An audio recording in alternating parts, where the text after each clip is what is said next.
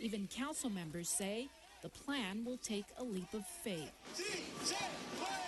If things don't go the way we anticipate, we will correct them. The lone dissenting vote, Councilmember Mitch Englander said in a statement, quote, I am not convinced that a unilateral minimum wage increase serves the intended purpose and may have unintended consequences, such as job loss and reduction in working hours. The plan now goes to the city attorney before coming back to committee and the city council. Council members say they are determined to get this right. I'm Anna Marcos for LA This Week. Council members say they will continue to conduct studies on economic impact to the city, even as the wage hikes get implemented. Now, turning now to preliminary results from last week's runoff elections and the heated race for the Council District 4 seat. According to unofficial numbers from the LA City Clerk, Council District 4 candidate David Ryu was in the lead over Carolyn Ramsey. Now, take a look at the numbers.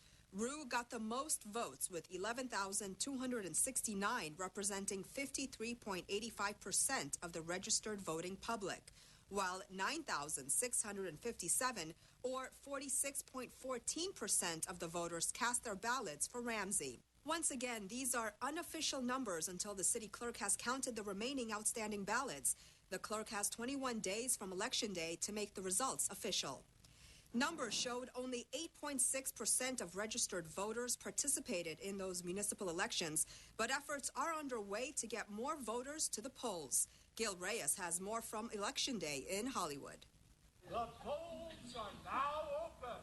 It's a special day. Polling places from Sherman Oaks to the Miracle Mile to Hollywood, all decked out in red, white, and blue. For me, this is a very big election. It's going to determine which way our school board goes. Here we are, election morning in Council District 4, one of the more politically active council districts, relatively speaking. You consider last city elections in March, just 9% of city voters actually voted. Here in City 4, nearly twice that number.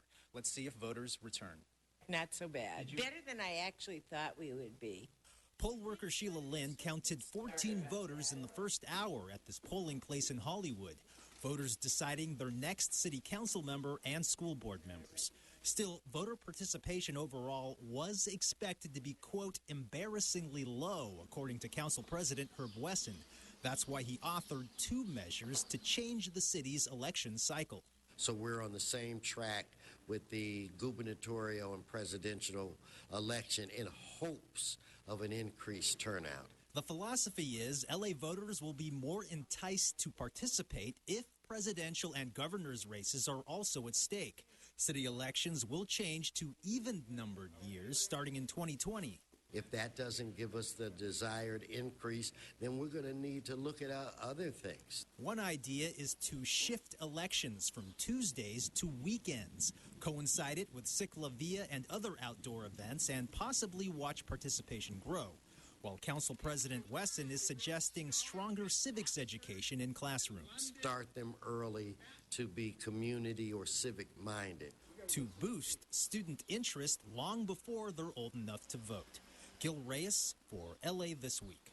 The LA City Clerk's office says it plans to expand voter outreach through increased social media and additional street banners in the next election cycle. Well, many Angelenos have ripped out their lawns and cut their water use, but officials say that's simply not enough as our record-breaking drought continues.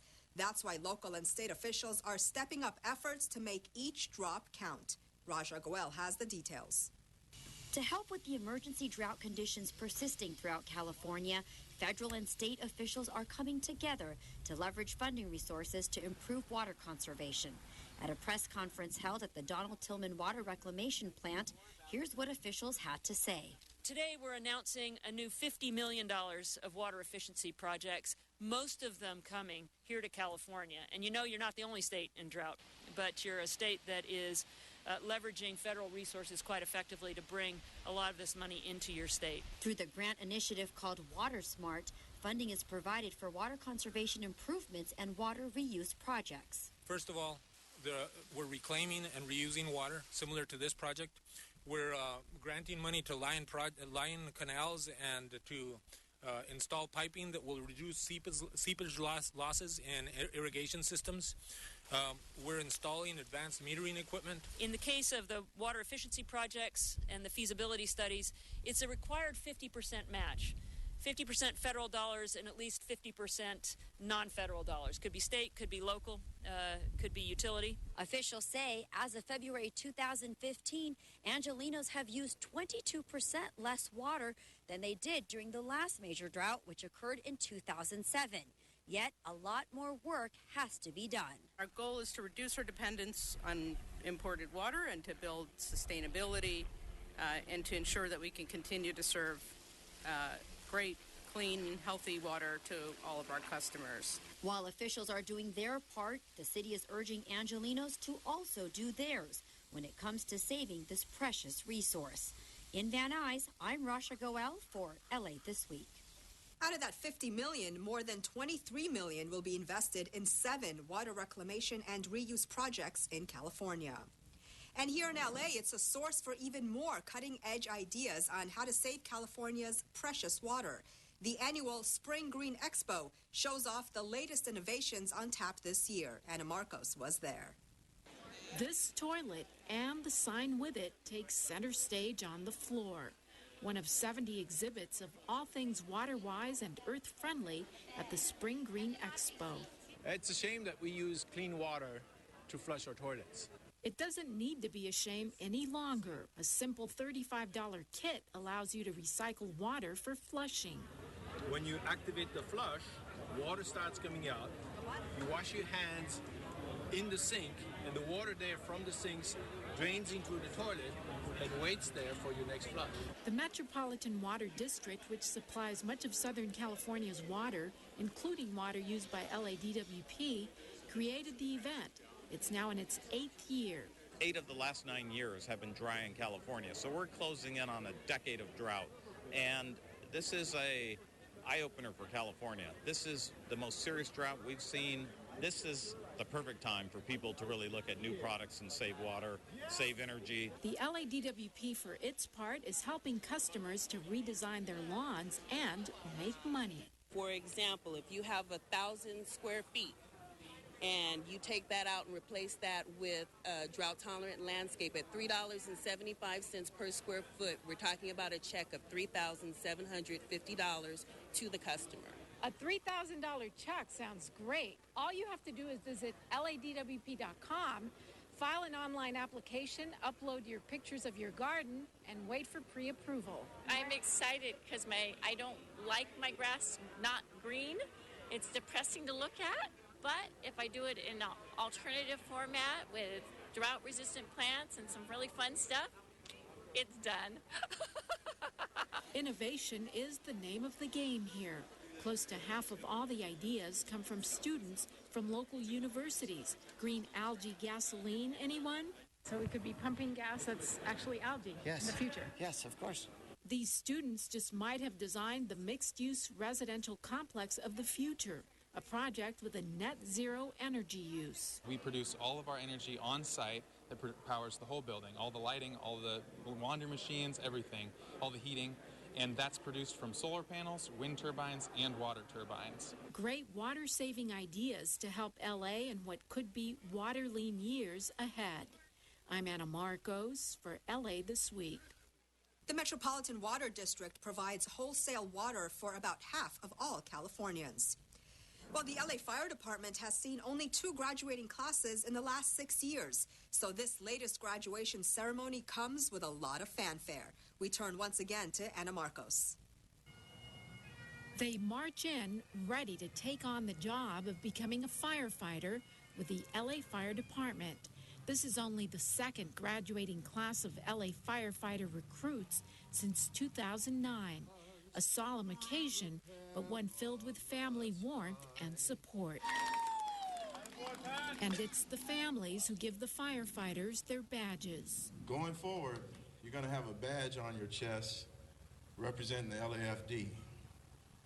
It's widely known that we're the finest department in the United States, some say the world. The new firefighters show off some of the hard-won skills that earned them their badge over the rigorous 20-week training. A dream doesn't become a reality through magic. It takes sweat, determination, and hard work. Therefore, I urge you to sweat. Firefighting is a dangerous and demanding profession, and your presence here today suggests that you have accepted this risk. Only a select few of these firefighters make it through the training. Out of 43 original recruits, only 29 are here today. I just tried my hardest on everything, gave 100%, but I like to thank my fellow recruits because, you know, we all push each other so hard to be our best. There will be those days that are extraordinary ones, where you save a life, where you save property, where someone comes to you and gives you a hug, unsolicited, thanking you for what you have done in their family's history. But there will be those tough days, too. And I want you to capture the feeling that you have, because every single day of being a Los Angeles firefighter is a privilege. And with a toss of their hats, these recruits are now full-fledged firefighters, ready to save a life at a moment's notice. I'm Anna Marcos for LA This Week. And with new firefighters on the job, their safety, along with the safety of all Angelenos, is the top priority for LAFD officials. That's why they're reaching out to communities and encouraging them to do their part during wildfire season.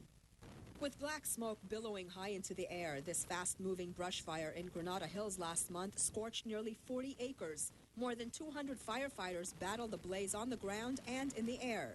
Fortunately, no homes were damaged and no one was hurt. And fire officials want to keep it that way as we head into fire season by encouraging all Angelenos to be wildfire ready. Have a plan, and when they ask you to evacuate, evacuate, because they are so fast moving that it is, you would be surprised how fast it is, and you don't want to be surprised. Fire officials recently held a Wildfire Community Preparedness Day at Fire Station 12 in Highland Park. The event is a national program that aims to teach individuals how to get ready and prepare for wildfire season. I think it's really important to learn what we can do to protect our homes and our neighbors and our city. The LAFD works year-round to inspect high fire severity zones, but they can't prevent all fires from breaking out. So officials are urging everyone to do their part to keep branches and foliage trimmed and all brush maintained. Wildfires? Well, they're very dangerous and they spread fast. Fire officials say all brush and vegetation should be no more than 3 inches tall and at least 200 feet clear of any structures. Trees and branches should also be kept 10 feet away from your chimney. Basically, what we're trying to do is create that area so that in case you have combustible materials around your roof and pine needles and things like that, you want to keep off of your roof so that flames and sparks don't jump from roof to roof and from property to property. Officials hope that by spreading the word, we can all get ahead of the flames. Plans to build a bike bridge connecting Atwater Village to Silver Lake has cyclists excited. But pedestrians, well, that's a different story. We turn once again to Gil Reyes. Gil. That's right, Yana. That proposed bike and pedestrian bridge would be designed using existing infrastructure that was built way back in the day when the red trolley rolled through here. But some area residents are concerned about pedestrian safety. This is history happening because Mitch O'Farrell makes it happen. LA City Councilman and avid cyclist Tom LaBonge excited over plans to build a bike path on both sides of this iconic bridge. The Glendale Hyperion Bridge overlooking the LA River will soon undergo earthquake retrofitting. The plan also calls for permanent bike paths linking Atwater Village to Silver Lake. The idea spearheaded by Councilman Mitch O'Farrell. It has been my goal and my mission to connect the neighborhoods as never before. We cannot have a bridge that's going to be there for 100 years and not have sidewalks on both sides. Deborah Murphy from the group LA Walks and roughly 1,200 others have signed petitions against a Bureau of Engineering recommendation. The problem is not the proposed bike bridge. Everyone we talk to loves that idea. It's just that one of 2 pedestrian sidewalks would have to be removed to make room. Removing that sidewalk is going to force me to have to walk a half a mile out of the way just to get to this beautiful red car park and this bridge. Don Ward says the alternative would be either to walk on bike paths where he could be hit by a cyclist, or even worse, walk in traffic where he could be hit by a car. He suspects other pedestrians would do the same if the sidewalk is yanked. We want to make Los Angeles a place where pedestrians can get around, where people can choose to walk. City crews hope to break ground in July 2018 and hope to have it finished within 3 to 4 years after that. Yana? Gil, thanks. Councilman O'Farrell has supported the placement of synchronized pedestrian crosswalks on the bridge to make walking safer. Well, this week we continue our look at the city's new initiative called CityLink LA, an initiative that officials say will help LA businesses grow and prosper. In today's digital age, high-speed internet and Wi-Fi have become an essential utility in order to compete in the global marketplace. But here in Los Angeles, many business owners face additional financial hardships when they have to constantly upgrade their high-speed internet in order to operate. Business advocates say it puts them in a tough spot. You have to think, am I going to get Wi-Fi, or do I give someone that's in badly need of a raise? What do I do? On top of that, City Council member Bob Blumenfield says businesses have taken drastic measures to stay competitive. Some have left Los Angeles altogether, while others haven't come at all because LA's virtual infrastructure isn't up to speed. He says businesses need to know that in LA, they can operate and stay competitive using the highest broadband speeds available. And in order to do that, city leaders are embarking on a new initiative called CityLink LA. What that does for the businesses that are here, it makes them super competitive. It makes them not only competitive locally, but it makes them be able to compete around the world. And that's really exciting. CityLink LA seeks to provide affordable and reliable high-speed internet and Wi-Fi to all LA residents and businesses, regardless of income or neighborhood. The Valley Economic Alliance, a nonprofit that seeks to elevate and support local businesses, has already reached out to thousands of local shop owners to find out how the initiative can help them.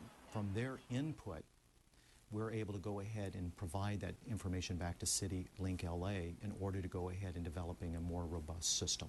A more robust system that officials hope will make LA a place where businesses can not only operate, but thrive. A Los Angeles City landmark turns 80 years old, a special honor for a city council member, and new housing for military veterans. Those stories and more in City Beat. Outgoing City Council member Tom LaBonge recently celebrated the Griffith Observatory's 80 years of public service. Observatory Director Dr. E.C. Krupp, employees and community members were on hand to mark the occasion on the north steps of the observatory building, complete with a birthday cake. This is the beauty of where this building sits. And to think in 1935 when completed, what a gift it was to Los Angeles. The Griffith Observatory sits on the south-facing slope of Mount Hollywood. The land was donated to the city of Los Angeles by Colonel Griffith J. Griffith in 1896. In his will, Griffith donated funds to build an observatory, exhibit hall, and planetarium on the donated land. Admission has been free since its opening in 1935. From honoring a city landmark to being honored himself, Councilmember LaBonge was recognized during the 21st annual Treasures of Los Angeles luncheon fundraiser for his years of dedication and service to the city of Los Angeles. Held at the Westin Bonaventure Hotel, Councilmember Jose Huizar did the honors and handed LaBonge his well-deserved plaque. Council President Herb Wesson and former LA Mayor Antonio Villaraigosa were also on hand, as well as LA World Airport's Executive Director Gina Marie Lindsay, who also received honors. Hosted by the Central City Association of Los Angeles, the luncheon recognizes those Angelenos who have made outstanding contributions to the city. New housing for veterans is taking shape in Cypress Park. Councilmember Gil Cedillo, along with other city departments, broke ground on the Marmion Way Apartments, a 49-unit, 4-story affordable housing complex that will house veterans and their families. The project is scheduled to be move-in ready in 2016. LA City Council voted to officially designate the famed Norm's Diner on La Cienega Boulevard as a historic cultural monument. The diner is slated for demolition, but now further review by city leaders would be required before the property's new owners take any steps to tear it down. There was an outpouring of support from city council members, community activists, and fans of the establishment who rallied to preserve Norm's and its unique Googie-style architecture. LAPD Chief Charlie Beck marks a milestone. Los Angeles Mayor Eric Garcetti applauds City Council's support of the minimum wage hike and a chance to win tickets for Sesame Street Live. Here's This Week in Tweets. On his Twitter page, Chief Charlie Beck linked to a short video clip of his special day as he received his 40-year pin from Police Commissioner Steve Soboroff, celebrating his 4 decades of service to the residents of Los Angeles. LAPD HQ tweeted a pic of Beck with Soboroff and then making remarks at the podium. LAPD HQ also recognized other service members who received honors by tweeting #LAPD ceremony. Congrats to all the recipients of service pins. Honorees all served 30-plus years. LAFD Chief Terrazas tweeted, "Congrats on 40 years, Chief Beck." In other tweets, following the minimum wage vote, Mayor Eric Garcetti's office tweeted, "We did it, LA. #Raise the Wage LA has passed City Council."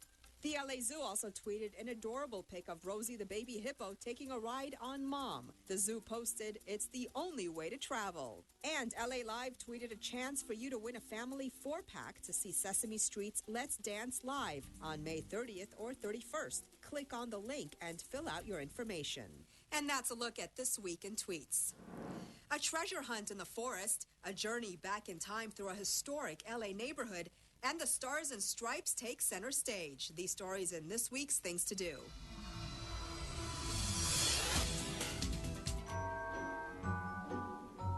It's time for a magical afternoon in the Griffith Park Forest. Bring your kids to a Fairy Hunts A Mermaid's Tale performance and Queen's birthday party on Saturday, May 30th.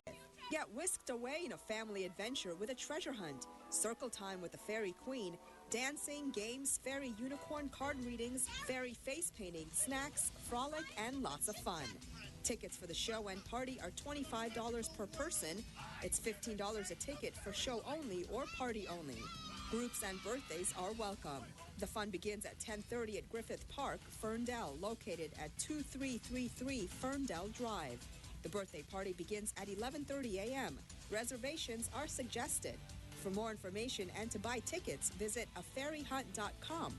Go back in time with a look into LA's past.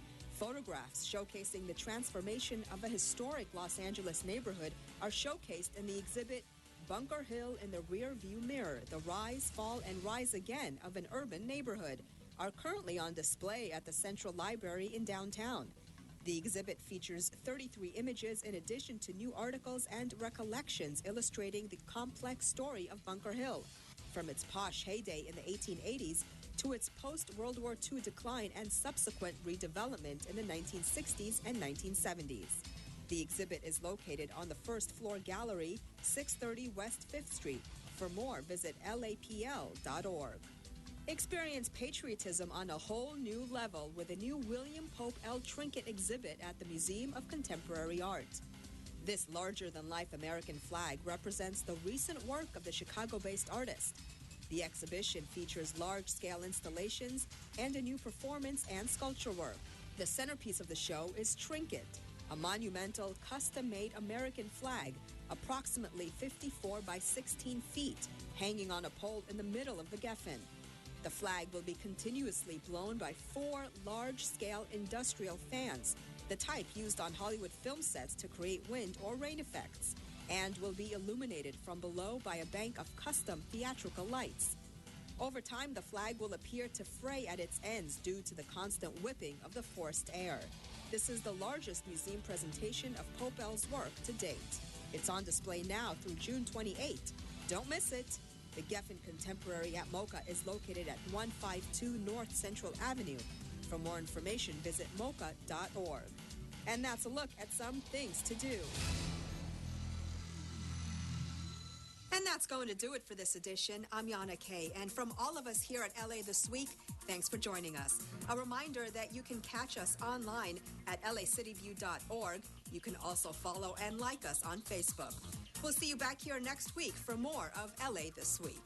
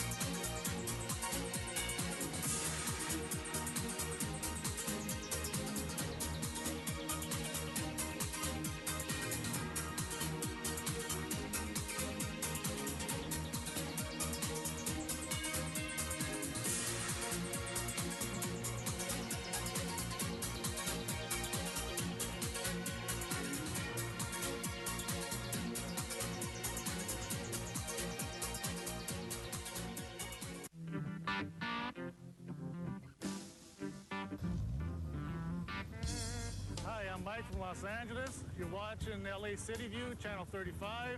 Our city, our channel.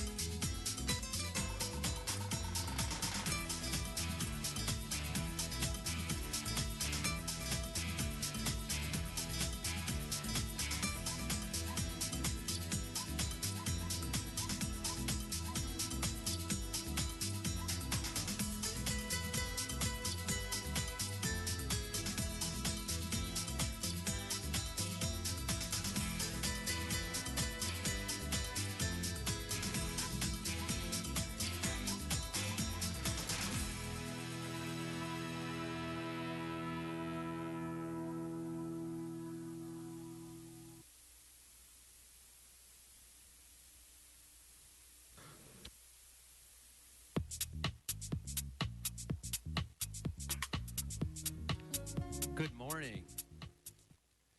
Let's try that again. Good morning. All right, there we go. Good morning and welcome to the Los Angeles City Council. Today is Tuesday. Thank you, Herman. May 26, 2015. We are live on the internet and streaming on Channel 35.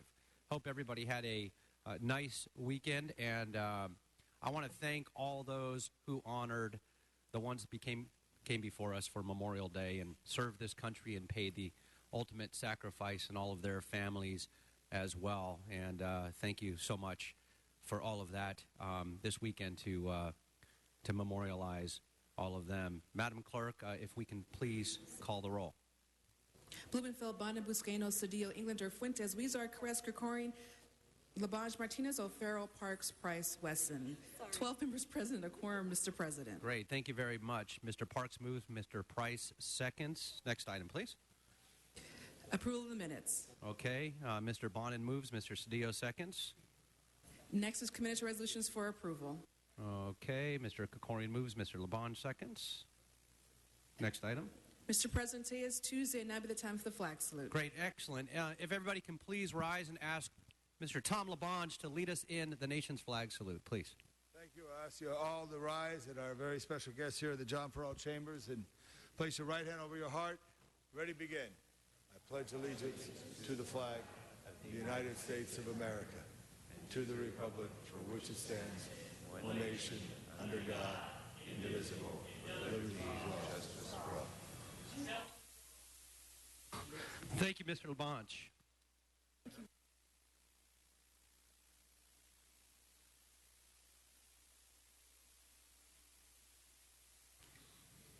Members, okay, if we can please direct your attention to the agenda. Madam Clerk, let's go ahead and run through the agenda now at this time. Mr. President, before we begin, there's a request to continue item 24 to June 9th. Okay, 24 to June 9th. That'll be the order without objection. Next item. Items 1 and 2 are items noticed for public hearing. There are cards on both items. We'll go ahead and hold those for cards. Items 3 through 18 are items for which public hearings have been held. 3 through 18. Any members? I'm sorry? Mr. President, I believe... Okay, we're going to go ahead. I'm sorry. Yes, go ahead, Madam Clerk. Oh, no, I was going to say, I believe Mr. Cedillo would like to hold item 18. 18 for Mr. Cedillo. We'll go ahead and hold 14 as well. We do have, I believe, a commissioner in there as well. So,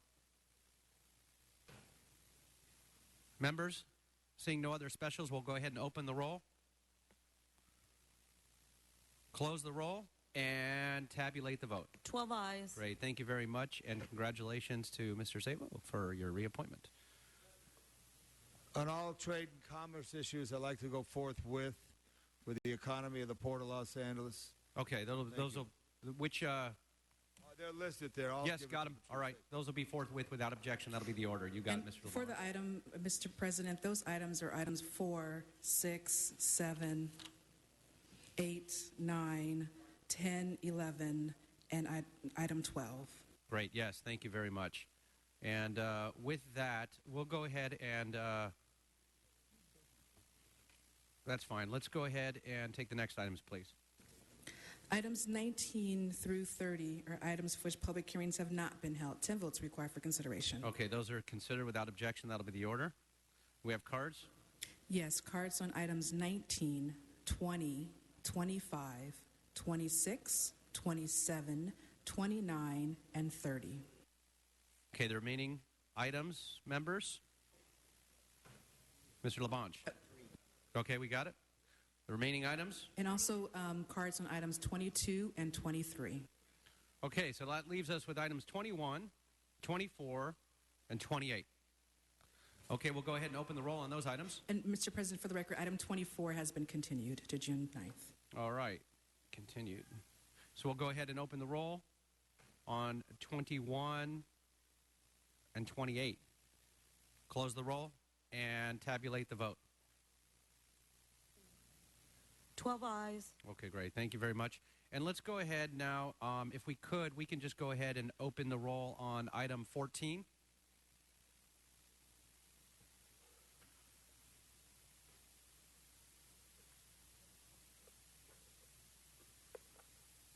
Close the roll and tabulate the vote. 11 ayes, 1 no. Okay, thank you very much. Now we'll go ahead and take the next items. Mr. President, item 31 is a closed session item. Do you wish to hold that on the desk? We can go ahead and hold that on the desk for now as well, and then the supplementals we can hold as well. So let's go ahead and turn the floor over to Councilmember Joe Buscaino for a special presentation.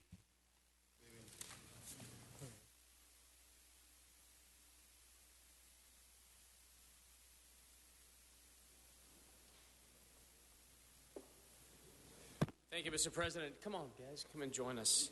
We have two of our local youths of the year representing Watts and Harbor City. I'd like to celebrate both Ronnie and Brian's success through the Youth of the Year program brought to you by the LA County Alliance Boys and Girls Club. The Youth of the Year winners this year are Brian Juarez, representing Watts, and Ronnie Olejumua. Did I do that right? Come on, say your They butcher my last name, too. What is it? Oloimoja. Oloimoja. Easy for you to say, Mr. Blue Skyano. Ronnie represents us in Harbor City. These two teams were amongst 19 youth delegates selected by their respective clubs throughout Los Angeles County to compete for what the Boys and Girls Clubs of America considers to be their premier recognition program. And it's a vigorous process and highly competitive. This year, both winners are from Council District 15. We're really proud of them, proving just how effective good programming can be at our local Boys and Girls Clubs. Both will go on to compete with their peers at a statewide level, followed a regional competition, and ending with the National Youth of the Year competition. Since 1947, the Youth of the Year has been the Boys and Girls Club of America's premier program, celebrating the extraordinary achievements of club teams, and club members who earned the Youth of the Year title embody the values of leadership, service, academic excellence, and healthy lifestyles. They exemplify the critical impact that Boys and Girls Clubs have on the lives of our young people. Local clubs recognize members the age of 14 to 18 as Youth of the Month winners and select the Youth of the Year, who then participate in state competitions. State winners receive $5,000 scholarships and advance to regional competitions.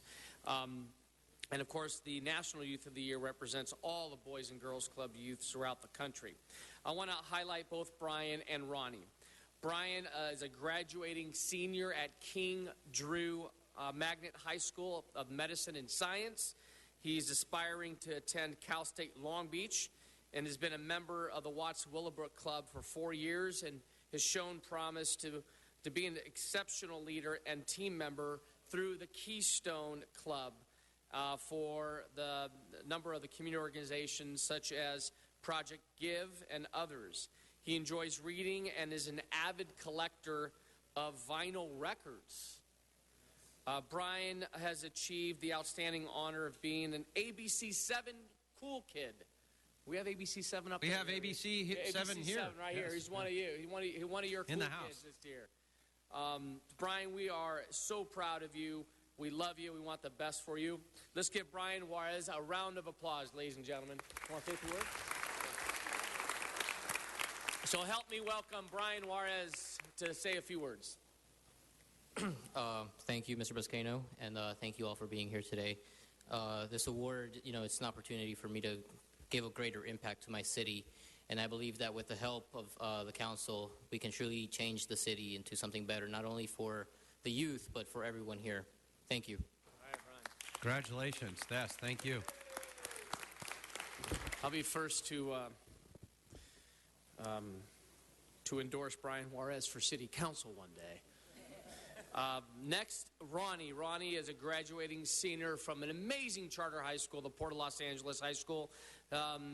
She hopes to attend USC and majoring in business and marketing. Ronnie was awarded the Dean's List for maintaining a 3.0 GPA while being involved in a number of activities in school and throughout the community. She is a leader in her community and at the club, representing the Harbor City Boys and Girls Club. She runs at least 1 mile a day and stays away from junk food to maintain a healthy lifestyle. help me welcome Ronnie, who is passionate about music and loves to sing. So, Ronnie, come say a few words.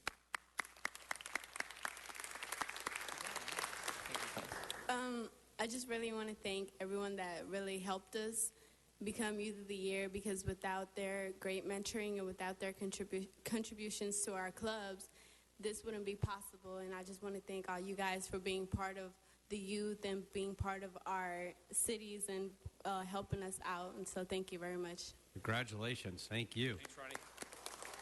And joining both Ronnie and Brian are their mentors and their family members who are here in council chambers. It does take a village. I want to thank the members of the Boys and Girls Clubs and their family members and co-workers who are here supporting them. So on behalf of the entire city of Los Angeles, we congratulate both Ronnie and Brian on being selected the Youth of the Year for both the Watts and Harbor City Boys and Girls Clubs. There you go. Look at Sherry, guys.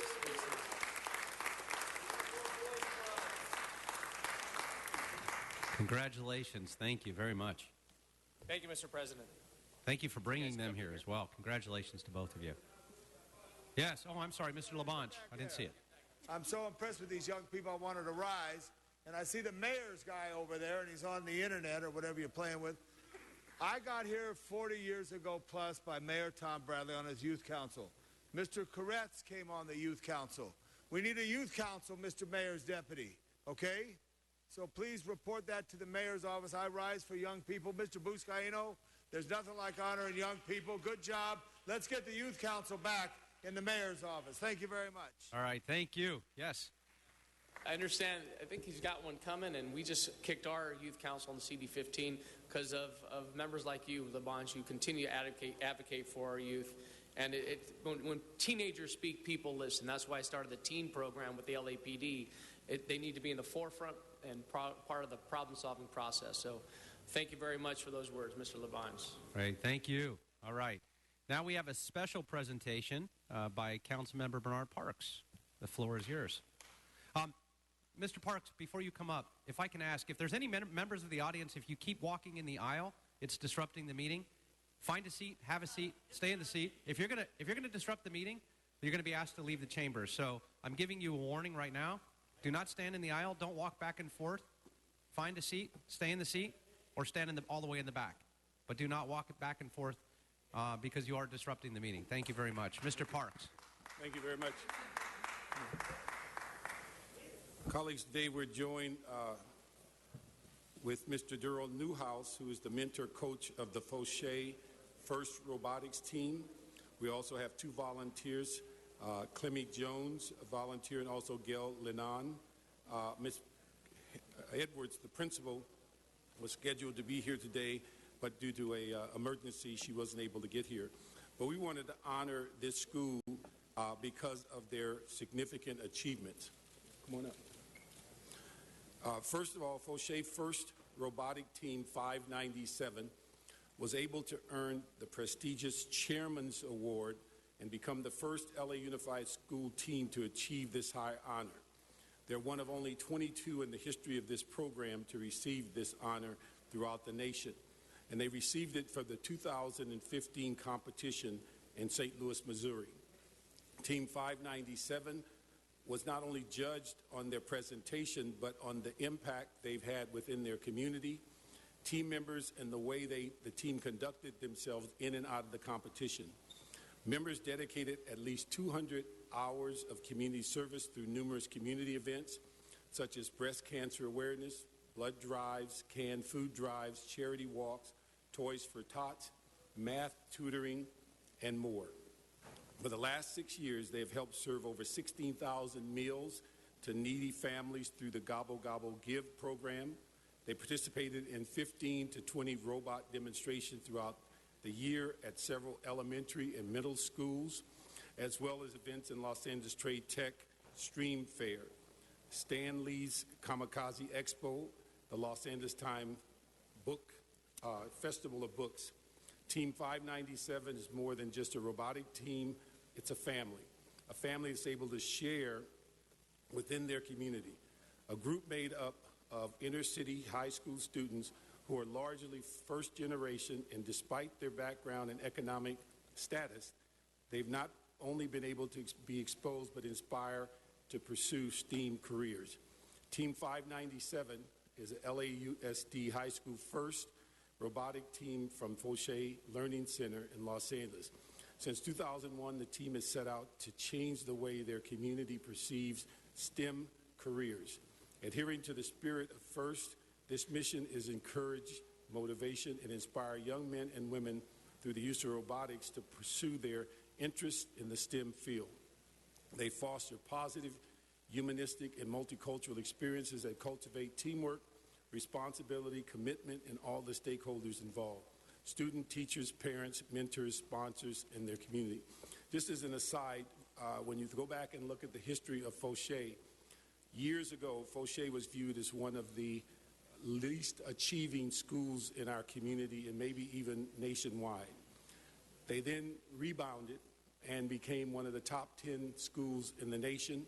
And most recently, they were then accredited with a top 50 spot in the nation. Their achievements in robotics is phenomenal, and it's something in which all of us should be very proud. I'd like to ask Mr. Newhouse to come up at this time and make some comments, and he's also going to select a couple of students to also talk about their experiences.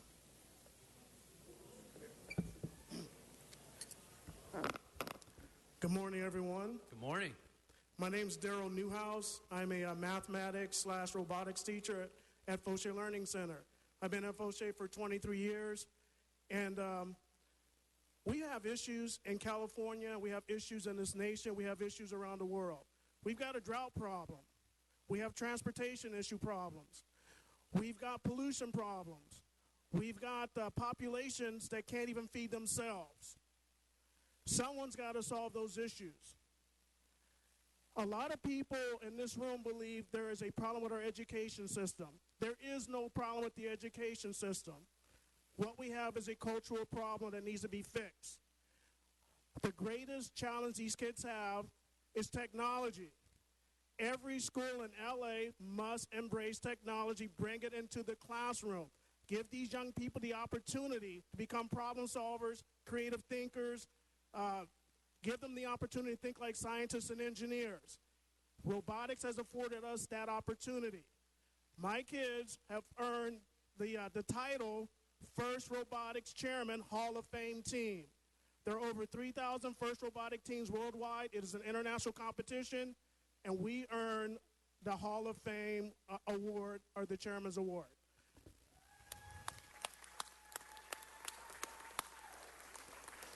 So I could go on and on and on. And this was not an easy task, but I tell you, supporters like Bernard Parks, supporters like our principal, Yvonne Edwards, who believe in us and made it possible, we'd like to welcome our council member, Bernard Parks, to the First Robotics Hall of Fame, first standing for inspiration and recognition of science and technology.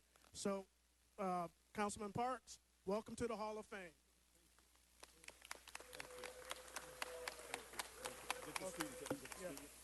Okay, so I'm going to have my student captain say a few words. Anna will be first. Anna Hernandez. She is actually what we call our Alera Medal winner. One of the highest scholarships you can earn in First Robotics is the Alera Medal, and it comes with a $10,000 scholarship. The other is a Jason Mares. He's my junior captain, and he was actually our Dean's List Award winner in the First Robotics competition. He carries a 4.0 grade point average, and he wants to be a math teacher. So, Anna, you're first. Hello, my name's Anna Hernandez. I have been part of the First Robotics Team 597 for about 7 years now. That just means that being part of this family for that long makes sure that it's impacted my life. My high school career wouldn't have been the same without my involvement within the team. Not only have I learned hard skills like programming, machining, building the robot itself, but I've also learned soft skills such as business, how to write a business plan, how to do public presentations, and how to build up my own resume. My My digital portfolio showcases not only my work samples and my involvement with the team, I've been able to have a full resume, and it's really helped me go ahead and do a lot more public speaking events, such as my junior year, I went over to Apple's headquarters in Cupertino and really got to go ahead and talk about why there needs to be more involvement between women and minorities, and why there should be diversity inside these big tech companies. So I really have to say thank you to Team 597, because without them, my entire life, I don't know what would have happened.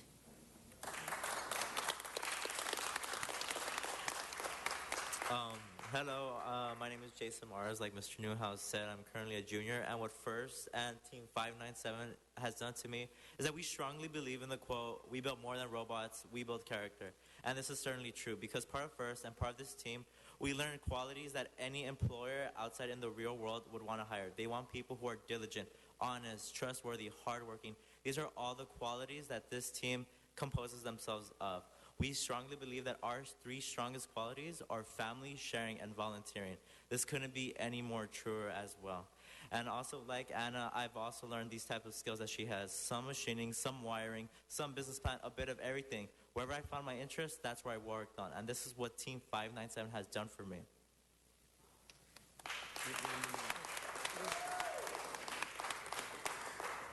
Okay, just real quick for the record, ladies and gentlemen.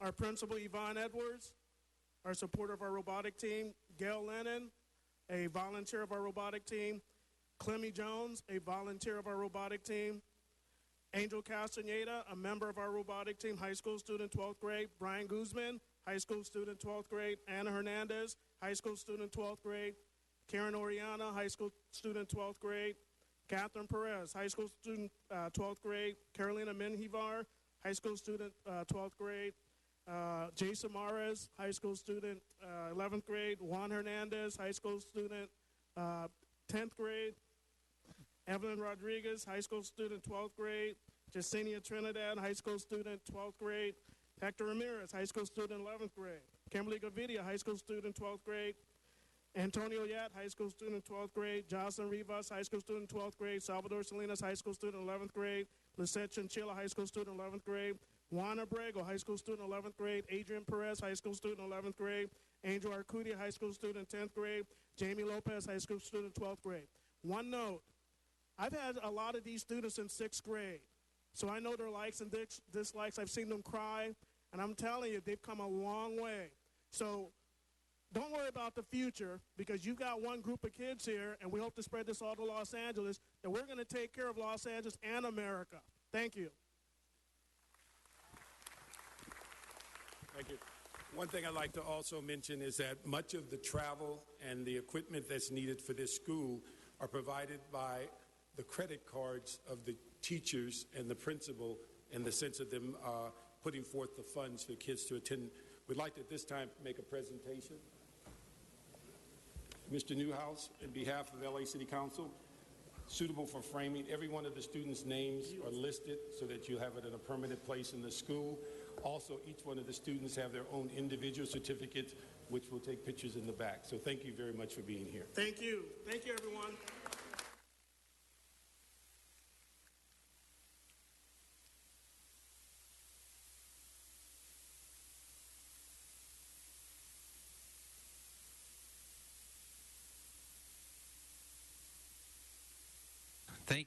Thank you very much. Let's give them all another round of applause. Outstanding. Thank you very much. All right, we're going to go ahead and turn our attention back to the agenda if we can, Madam Clerk. Believe we're on item 19, called Special for Cards. Is that correct? Yes, item 19, called Special for Cards. Okay, we're going to go ahead and take John Walsh, followed by Arnold Sachs, Eric Previn, and Kevin Modis, in that order, or whoever comes first. But if the names that I've called after in those orders can line up behind that second set of velvet ropes, so you can get ready to speak. Thank you. John Walsh, blogging at HollywoodHighlands.org, or J. Walsh Confidential, tweeting at Hollywood Dems. Okay, this concerns the reappointment of Jimmy H. Hara to the Board of Fire Commissioners. Actually, I'm against this because the Fire Commission there are 5 boils on the ass of Garcetti. I want to know the cause of the Da Vinci fire.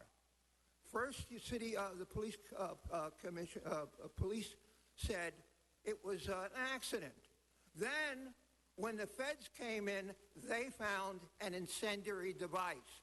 That's not ravings. That's in the LA Times. I just want everyone out there in the world to know. You can come in here, this is the unsolved arson capital of the world, and burn down any damn thing you want and collect the insurance.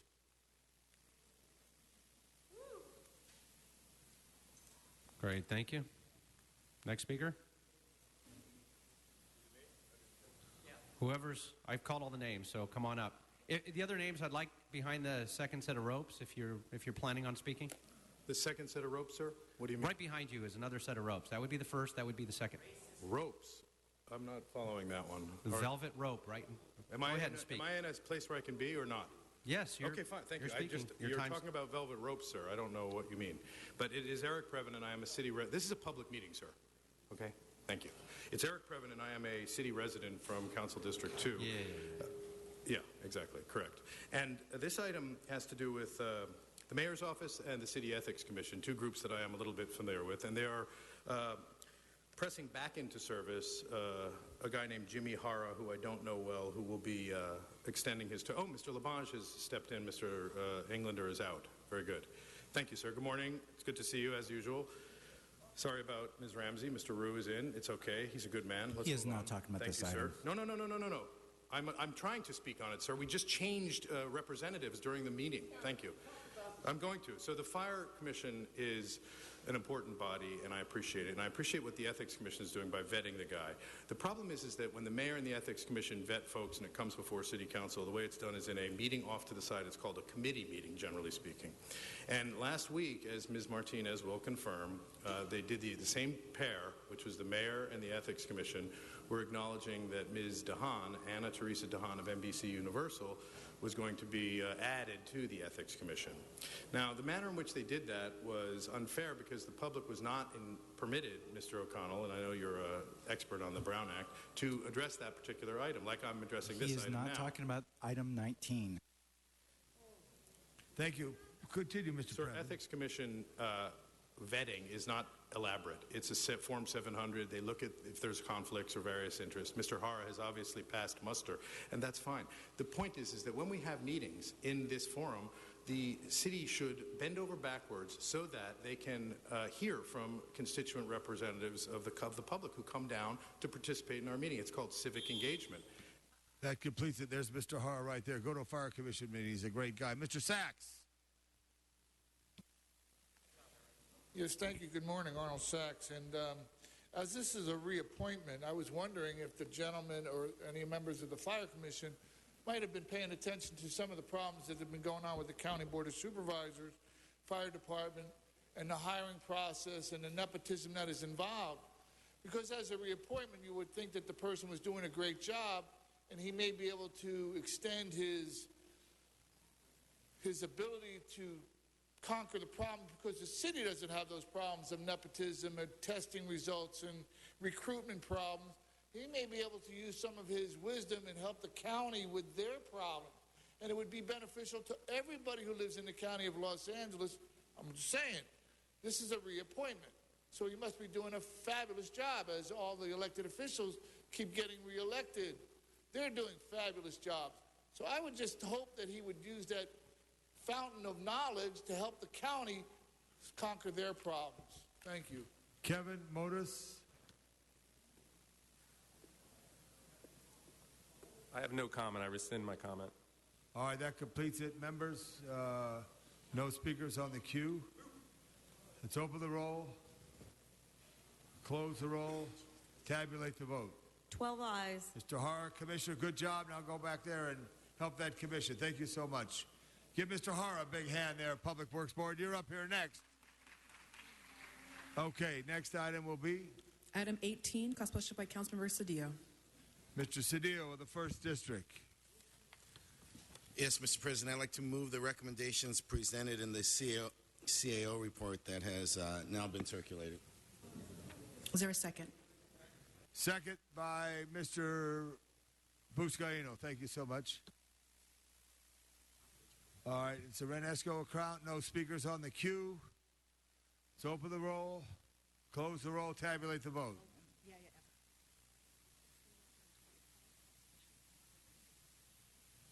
12 ayes. Thank you, Madam Julie. Thank you. All right, next item will be item 25. Mr. Previn, you have one card. Mr. Previn.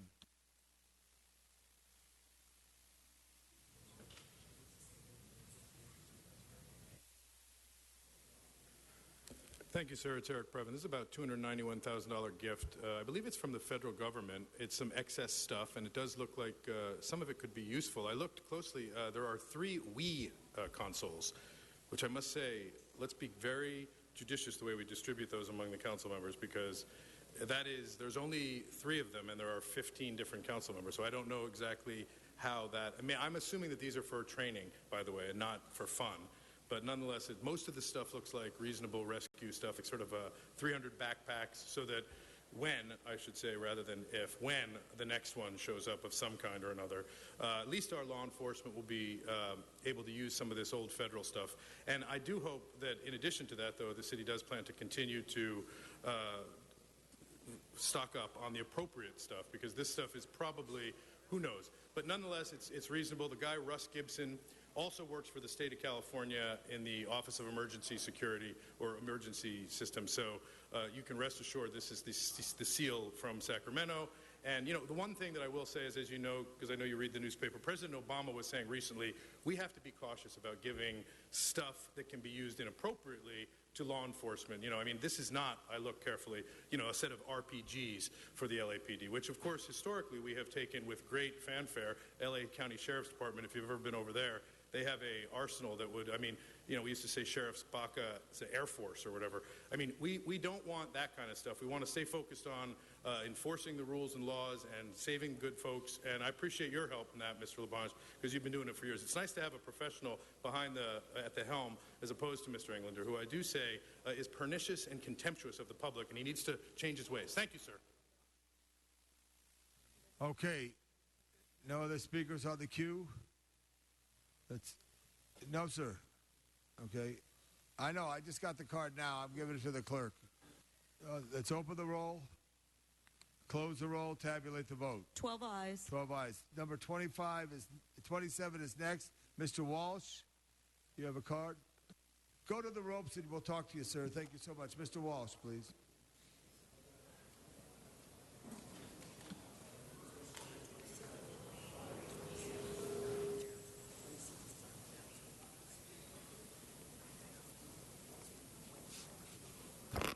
John Walsh, blogging at HollywoodHighlands.org. This concerns Department of Public Works, perhaps the worst department of all. Public Works just the other day, over the weekend, sliced into our gas lines, and Hollywood and Cahuenga and Hollywood and Yunker was no man's land for 24 hours. I want everybody who's watching this to go outside and take a look at the state of the city. Graffiti splattered, streets falling apart, everything. And what are we going to do here? We're going to kiss the Public Works and Mayor Garcetti's backside. The Public Works Department here is a monster.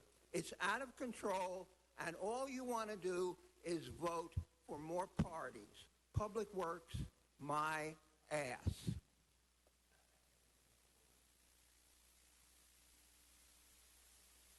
Mr. Buscaino. President. Thank you, Mr. President. Appreciate that.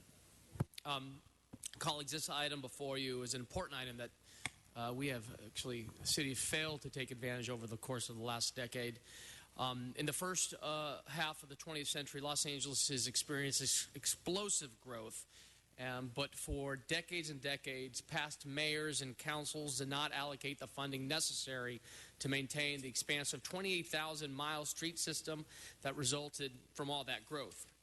And this item before you talks about the Public Works and the Bureau, and which is the only city department with a full-time board of commissioners that meet 3 times a week. There's no question the framers of our modern city charter recognize the extremely important and indispensable role of public works and civil infrastructure in a modern global city. The department's 5 bureaus build and maintain the city's streets, install and maintain sewers and public lights, and construct storm drains, public buildings, right-of-ways, and service facilities. We quite literally cannot survive without them, so it's little surprise the charter requires the board to present an annual report to the City Council on a previous year's activities and expenditures. And before you, you have fiscal year 13-14, the annual report, which I found to be very useful and really appreciate the work that's been done on all levels from the Bureau to put this out. And Commissioner James, if I can call you to the table, he was here to give this report in front of the full council. Again, this is the first one that we've done in nearly a decade. And Board President Kevin James, want to welcome all the commissioners who are here as well, Commissioner Szabo, Commissioner Penning, Commissioner Romero, and the entire heads of state representing the bureaus of the Public Works. Thank you so much. I'll turn over, if I can, Mr. President, to Commissioner James to give the annual report. Thank you. Sorry. That was dancing a little bit. Thank you, Councilmember Buscaino. Thank you, Mr. President. As president of the city's only full-time commission that oversees the 5 bureaus of the Department of Public Works, which managed a cumulative $534 million annual operating budget and over 4,600 regular authorized positions in the fiscal year ending on June 30th, 2014, I'm honored to present the department's annual report. It has been approximately 8 years since such an annual report has been published and presented to your council. This report covers the very first year of service for the current Board of Public Works. Please note that the annual report is available online at bpw.lacity.org. It is important to remember, particularly since we've been involved in the budget discussions for next year, that this annual report covers the previous year. It is also important to note that our board recognizes the ongoing obligation of publishing such an annual report and presenting it to the City Council every year. After getting the process going again, subsequent to years of absence of the report, we are already in the process of compiling the data for the current fiscal year and plan to release that report prior to the end of this calendar year. With the closure of National Public Works Week on Friday, I would like to thank Public Works Committee Chairman Buscaino and Committee Members Price and Cedillo for their leadership and for this invitation to appear before you today. I would also like to thank the Department's Public Affairs Office for their assistance in gathering the data compiled by the bureaus and in arranging the document. With the Mayor's focus on open data and metrics, we decided to steer our first annual report in the same direction for each bureau and for the Board's Office of Community Beautification, and will continue to build toward and will continue to do so in the years ahead. As we go forward and continue to build toward a more complete report in the years ahead, while balancing the desire to keep the report at a manageable length that will attract readers' attention rather than turn them away because of its sheer size and potential detail, let me be the first to say that more specific information regarding the cost of many of the programs referenced in the report will be included in future reports. The challenge will always be to find the appropriate balance that provides the best benefit to the reader. On page 8 of the report, you can see an overview by the numbers of the city's infrastructure. On page 9, you see a summary of the breakdown of the department by the number of employees in each bureau and the breakdown of the department's budget by each bureau for fiscal year 13-14. Turning to page 12 of the report and starting with the Board's Office of Community Beautification, which is the board program that most routinely affects each of your council districts, after providing a brief summary of the Office of Community Beautification, we provided 3 areas of comparison of the work done by OCB in the fiscal year ending June 30th, 2014 with the prior fiscal year, as well as some of the metrics and the statistics that guide OCB. Paul Roch, the program's director, will briefly discuss the highlights that the metrics offer and of course is available to answer any of your questions at the conclusion of our presentation this morning. Paul? Good morning. Paul Roch, Director of the Office of Community Beautification. Just to quickly run through two of our major programs that we operate out of the office. The first one being the graffiti removal program for the City of Los Angeles. And I'm sure every City Council member is aware that we contract with 13 nonprofit community-based organizations who are geographically spread throughout the City of Los Angeles and are out there removing graffiti on a daily basis. In fiscal year 13-14, 32.6 million square feet of graffiti was removed from over 546,000 locations. The total cost for that was $7.1 million, which worked out to approximately 22 cents per square foot of graffiti removed, which is well below the industry standard of graffiti removal. Besides removing graffiti, the OCB program employs over 100 persons through those nonprofit community-based organizations, almost all of who are residents of the City of Los Angeles. Those contractors responded to 118,000 requests for service, which was roughly 22% of the overall work performed. 67% of those requests were completed within 24 hours. 78% were completed within 48 hours, and 85% of the service requests were completed within 72 hours. In addition to the regular graffiti removal, we also have specialty graffiti removal services. We cleaned graffiti off 93 murals throughout the City of Los Angeles and applied protective coatings to 5 new murals, in addition to removing graffiti, which the regular contractors are not able to reach because it's up on the second or third stories. The other major program the Office of Community Beautification operates is working with community volunteers on cleanup and neighborhood beautification events. In the fiscal year 13-14, OCB coordinated and supported 324 events citywide. This involved 24,622 volunteers who provided over 111,000 hours of volunteer service to the City of Los Angeles. The overall cost to the city to support these efforts was approximately $161,000. And if you base the volunteer time on the industry standard provided by the independent sector, these volunteers provided back $2.9 million worth of services to their various neighborhoods and communities, beautifying and cleaning up the parts of the City of Los Angeles. OCB staff also provided 71 cost estimates in vandalism cases at the request of City Attorney and LAPD, and appeared in court 10 times as an expert witness, allowing the city to collect $43,711 in restitution for the graffiti removal program. Thank you, Paul. Moving to page 14 of the report in the Bureau of Contract Administration. After providing a brief summary of what the Bureau does, we provided an explanation of the metrics and statistics related to the Bureau that it oversaw in fiscal year 13-14, and provided 4 areas of comparison of the work done by BCA in 13-14 with that work of the prior fiscal year. John Reamer, Bureau Director and Inspector of Public Works, will briefly discuss the highlights the metrics offer and answer any questions at the end of the presentation. Mr. Reamer. Thank you, President James. Good morning, council members. It is indeed an honor and a privilege to be here before you and share with you the Bureau of Contract Administration's efforts during fiscal year 13 and 14.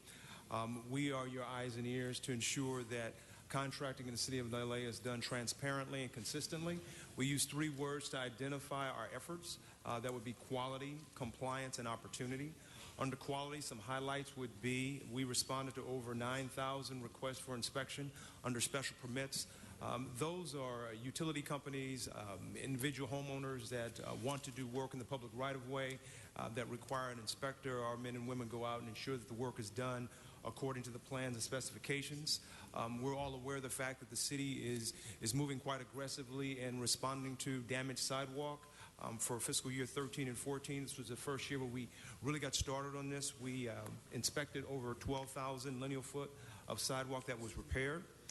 For compliance, and this is a topic that has been quite on the lips of many over the past couple of days and weeks. We are your city's state certified labor compliance office. We are certified by the state of California to receive and monitor certified payrolls for any work that's done in construction, to make sure that the amount that's paid, the prevailing wage rate, is correct. In the year of 13-14, we collected over $1.4 million in restitution for men and women that were not paid appropriately. We're also the designated administrative agency to ensure that for living wage, men and women are also paid properly. And in that area, we collected over $400,000 in restitution for men and women who unfortunately were not paid properly. Under Opportunity, a project labor agreement is the tool that the city has chosen to use to ensure that men and women have an opportunity to work on the projects that are funded by taxpayer money. We had over 42% of the hours worked on our projects under PLA worked by local residents. 21% of those hours were worked by disadvantaged workers, and 60% of the hours were worked by local apprentices. This totaled over $3 million in monies reinvested into the lives of men and women who live in the city of Los Angeles. So that speaks to our commitment to ensure that opportunity does exist on the work that we are providing. And then ultimately, lastly, for Opportunity, when we are in contract with many of these contractors, it's important that they are paid timely. And we processed over $197 million in payments for that fiscal year within 30 days, which is required under state law. Thank you, Mr. Raymer. Moving to page 17 of the report, and the Bureau of Engineering. After including a brief description of what the Bureau does, we provided summaries of some of the projects the Bureau worked on in fiscal year 13 and 14, including the Los Angeles River, the Machado Lake Ecosystem Rehabilitation Project, the Rainforest of the Americas Project, and the White Point Landslide Project, along with 2 areas of comparison of the work done by BOE in fiscal year 13-14 with the same work of the previous year, as well as some of the metrics and statistics related to the Bureau. Ken Redd, Deputy City Engineer, will briefly highlight some of the projects. Ken. Thank you, Commissioner. Good morning, Ken Redd, Bureau of Engineering. Along with those key projects that we awarded, I just want to highlight that the Bureau of Engineering awarded through the Board of Public Works, awarded 120 projects, completed 124 construction projects, and more importantly, if you look at the 2 permit issuance of permits, S permits were completed in less than 60 minutes, or issued in less than 60 minutes, were 91% and 98% for A permits. But what I wanted to highlight on that is not only are we continuing to put out capital improvement projects across the city in the Bureau, the private development is also picking up. In 13-14, those A permits, we issued 2,851 A permits, and that's a 14% increase from the previous year. The S permits, we issued another 2,629 permits, an increase of 11.7% from the previous year. B permits, we issued 295 B permits. That was an increase of almost 24% from the previous year. And utility permits, we issued 10,837, again a 14.6% increase from the previous fiscal year. So as you can see, the economy is picking up. There are permits being issued, and we're excited for that and grateful to have people at the public counters to issue those permits and keep the work going in the city of Los Angeles.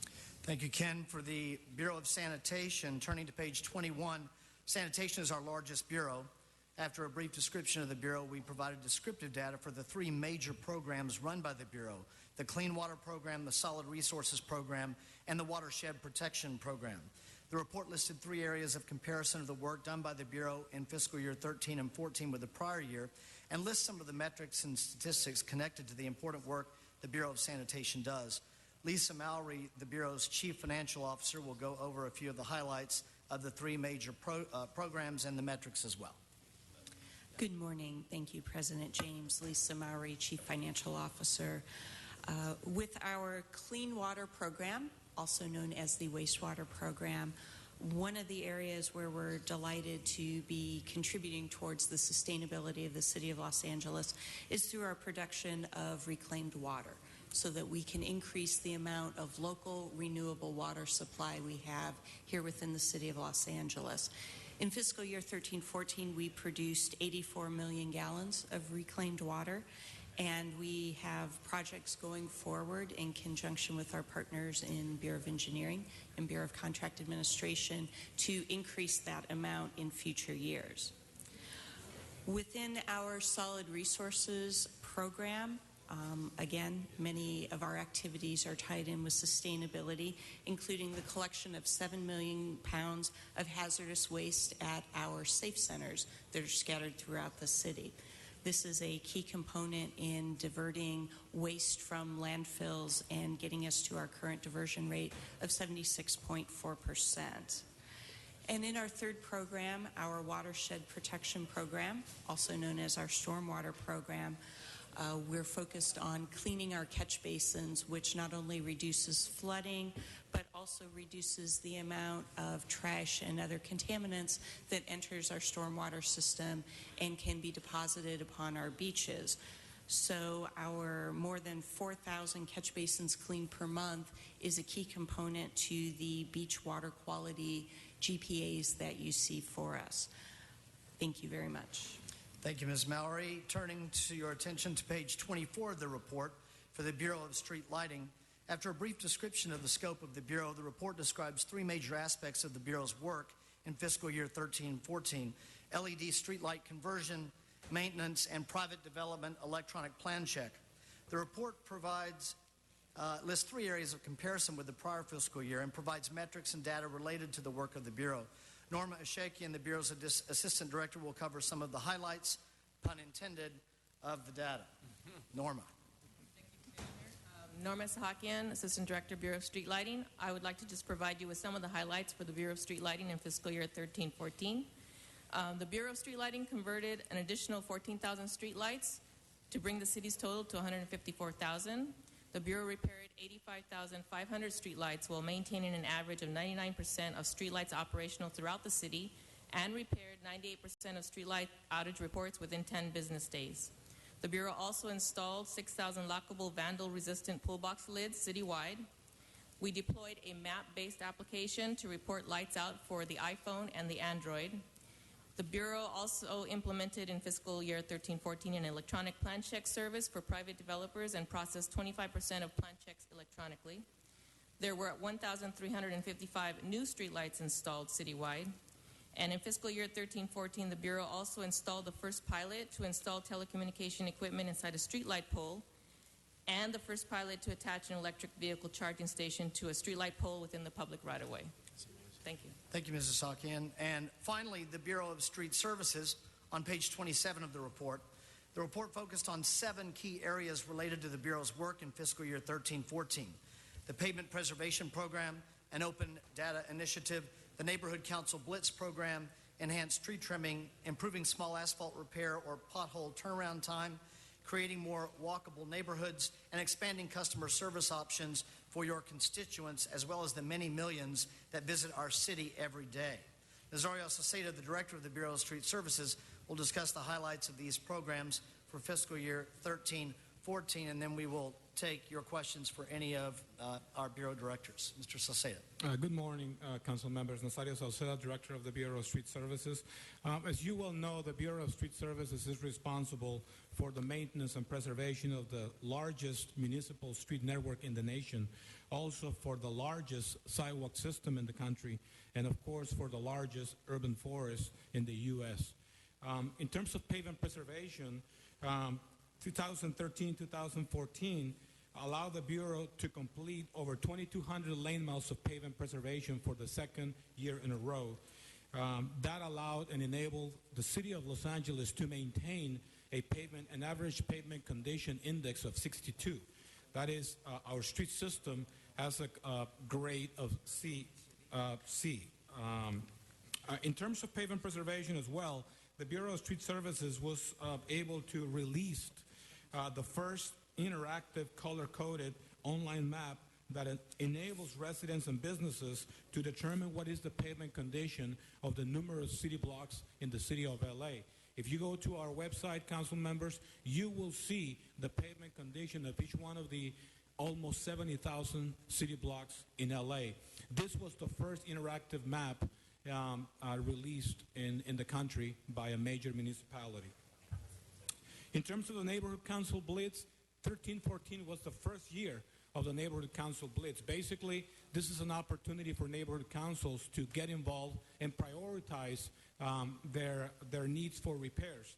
Basically, we meet with each one of the 99 neighborhood council districts twice a year, and we perform repairs. Last year alone, we were able to address over 1,000 locations, and we performed over 120,000 square feet of repairs. In terms of tree trimming, 2013-14 was critical because we went from trimming $500,000 per year the prior year to trimming approximately in the amount of $4 million per year. That also allowed the Bureau, of course, to reduce the tree trimming cycles of our urban forest. And in addition, we were able to maintain over 11 million square feet of landscape medians. That's equivalent to 250 football fields. In order to create more walkable neighborhoods, the Bureau of Street Services was able to construct over 1,200 access ramps in the city of Los Angeles. And in addition to other projects that are built using grants, the Bureau of Street Services was able to enhance pedestrian infrastructure. Lastly, we were able to, in 2013-14, to expand our customer service options. We now make ourselves available in 5 different ways through 311, the 311 smartphone application, BSS, LA Street Network, and of course, Twitter and Facebook. So we're more reachable and ready to provide access to in response to your constituents. Thank you, Madam President. Thank you, Committee Chairman Buscaino. Go ahead, Mr. Buscaino. Thank you. Thank you for the presentation. Colleagues, you know, as it relates to infrastructure, this is something that we, along with our constituents that we serve, see each and every day. It's a core function of city government and an important one as well. In the coming month, I'll be working alongside Mr. Krikorian as we craft a comprehensive sidewalk repair program. Really looking forward. This is a 40-year-old problem that we're looking at finally fixing on a citywide basis. We're looking at our streets. Our streets, you know, we have nearly 9,000 lane miles of streets that are in failed condition. Looking forward in the coming year to address that as well. I just want to take an opportunity to thank each and every one of you, and also the men and women who are on the ground, paving our streets, behind the counter, working with our contracts, trimming our trees, ensuring that, you know, addressing the watershed issues. Thank the men and women who work day in and day out, who represent the Bureau, and of course our commissioners, our leaders, and Mayor Garcetti, who's put this issue on the forefront of his agenda on his Back to Basics movement. So I want to thank each and every one of you, and looking forward to serving alongside my colleagues on the Public Works Committee, Mr. Price and Mr. Cedillo, on the policy side of moving forward and finding our ways to improve the quality of life in the city of Los Angeles. So thank you. Thank you, sir. Thank you, Mr. Buscaino. Mr. Labange? I'm going to ask Mr. Koretz to have a special introduction, then I'd speak. Well, he's on the queue as well for the same issue. Thank you, Madam President. I'd like to introduce 68th graders from Paul the Apostle School. If you could all stand up, we'll recognize you. Along with their teachers, I believe Ms. Alessi and Ms. Danielski. So we welcome you to City Hall, and you can listen to us talking about some significant parts of how we're going to run the city right now. So very welcome. Great to have you here. So you're not adding anything to this item, Mr. Koretz? You were on the queue, and so was Mr. Labange. You were on the queue for that, or with this? He was on for that. We just switched that for the students. Go ahead, Thank Mr. you. Labange. Madam President, Mr. Buscaino, the powerful Public Works Committee, members of the board, this is very good. I see our CAO, who's such a fine CAO here. Last week when we finished the budget, an idea that I never was successful in is trying to get us to look at infrastructure 6 months away from the budget. So like in October this fall, this is a great report. But it would have been greater had we had it in front of our budget, just to let you know, because I think it's so key on that. I strongly believe, in the mayor's representatives here, I hope you're taking notes, that there should be 7 members of the Board of Public Works, and they should be defined by the 7 planning areas. And they should be almost like the voice there. Do you have that, Mr. Mayors? Okay, thank you. So I think it's something you should look for, Mr. Buscaino. Look for is trying to be able to do that. A couple things, notes that I did make there, which is so key as we go forward. You mentioned events. I sometimes think you got to coordinate the schedule, because sometimes people plan their events and they have no idea what other process. You should have some blackout days when you look at events, Paul, because you could work 52 weeks a year on a weekend, but there's some you should black out, and even in August, because people who do take vacation, it's just an important thing to look at that as you go forward. Also, I wanted to say, and I just love you, Nazario, but I love street cleaning to sanitation. I mean, it's a big, big, big deal. I think you should study that, because all trash ultimately gets into that drain. And I believe street services is great on the urban forestry. They need more support on sidewalks when they get the support, and absolutely paving at Crew 152 or 252, and all the crews that do work in our district and your district are very special on that. Street services also should have, and Joe, you're a senior lead officer, so this should be right down your alley. And I'm talking about this because this microphone's not going to have my voice in about 5 weeks. You have to have that senior lead officer concept for the public works inspector. He would take a load off the police department and be effective. And with technology, which is a big issue for the mayor, put it all in that little SUV and have that inspector go around and enforce and incite the public works codes that are there. I think that's a key there. Also, this is another thing. If you look at where the trash is, it's sometimes near a walk-away, takeaway restaurant. Do we need to have in our zoning code, Mr. LeGrand, something that would charge a fee for that takeaway restaurant? Because sometimes there's a barrel of trash just overflowing like a volcano. Look at that, as you could do that in the planning code in the future. Contract administration is so key, and partnering up, which does a tremendous job.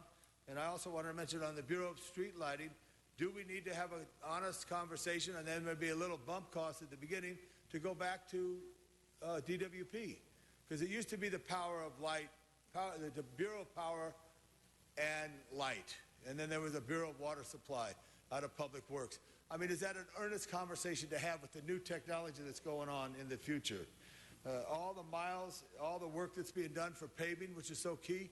Can we manage to say to our great crews who do such a tremendous job, and I mean that, and I see how they work, on daylight saving time, have them work 10 hours, 4 days a week, give that, and then take the hours off when you have the closeout session, when you can't work on major streets in the holiday time, so that you're not doing anything in the holiday time. I'm sorry, Paul. Not doing anything in the holiday time, but maybe using that daylight savings time to get more on that. So I remember as a child in my neighborhood, Mr. Henry came every 3 years. And that's why I knew Mr. Henry, because he was the tree trimmer every 3 years in our neighborhood. So it was very important.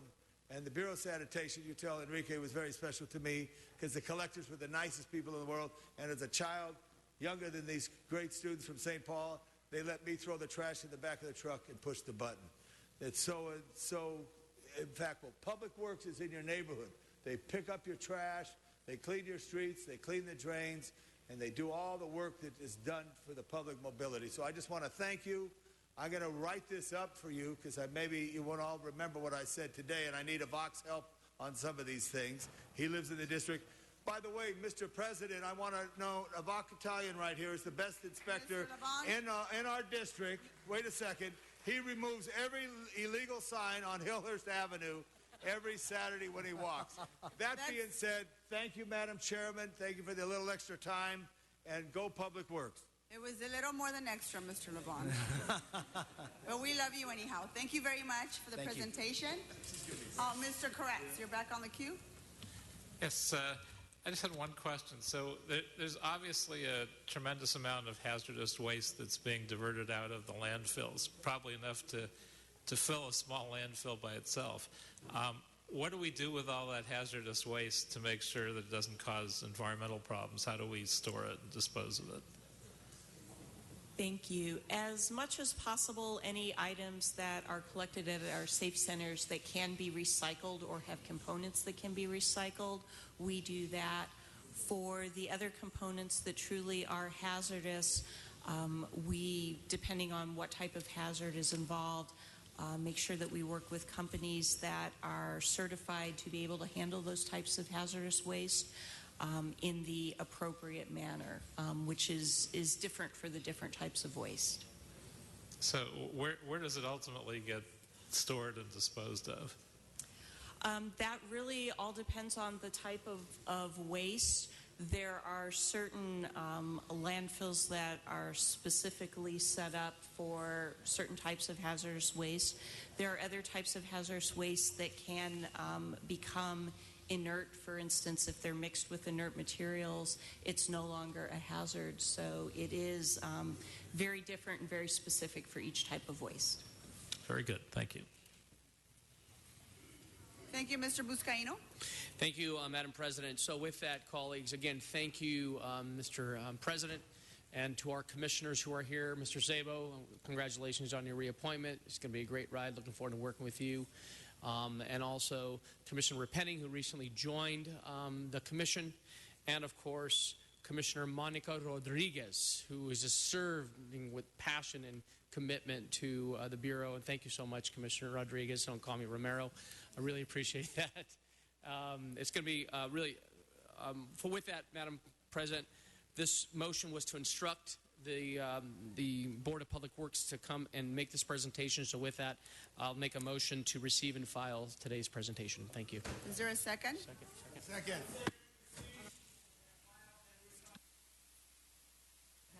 Madam Clerk, open the roll, close the roll, tabulate the vote. 12 ayes. Thank you very much. Item passes.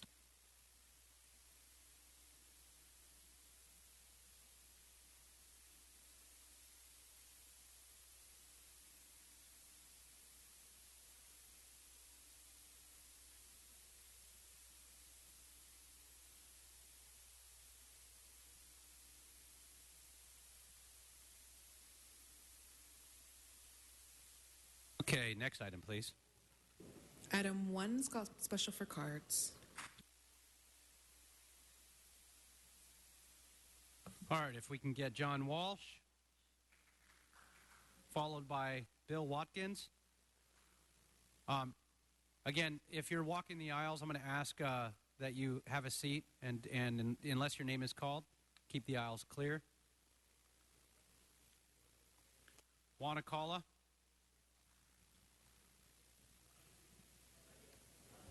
John Walsh, blogging at HollywoodHighlands.org, a quarter of a century at LAUSD as a teacher. I'd like the young people to realize that beer and wine is a poison. As I would say almost every one of you here are no more than a half a block to a block away from someplace where you can buy beer and wine. And many of these places sell to underage. So these people up here take campaign contributions from the beer and wine sellers, and then they give out license after license after license. And God forbid anybody in your family is hit and run. It's blood of these city councilmen who give out these licenses to sell beer, because when anybody is killed, hit and run, it's because of beer license. And I've been here for 20 years, and I've only seen one beer and license ever refused. HollywoodHighlands.org.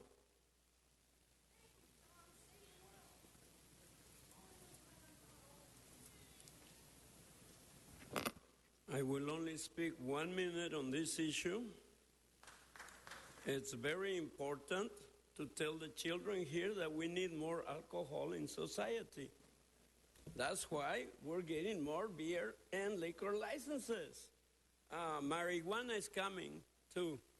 Wait till they find a way to make money out of marijuana, You'll all be able to smoke marijuana as you please. Drugs, there's a lot of legal drugs that you can...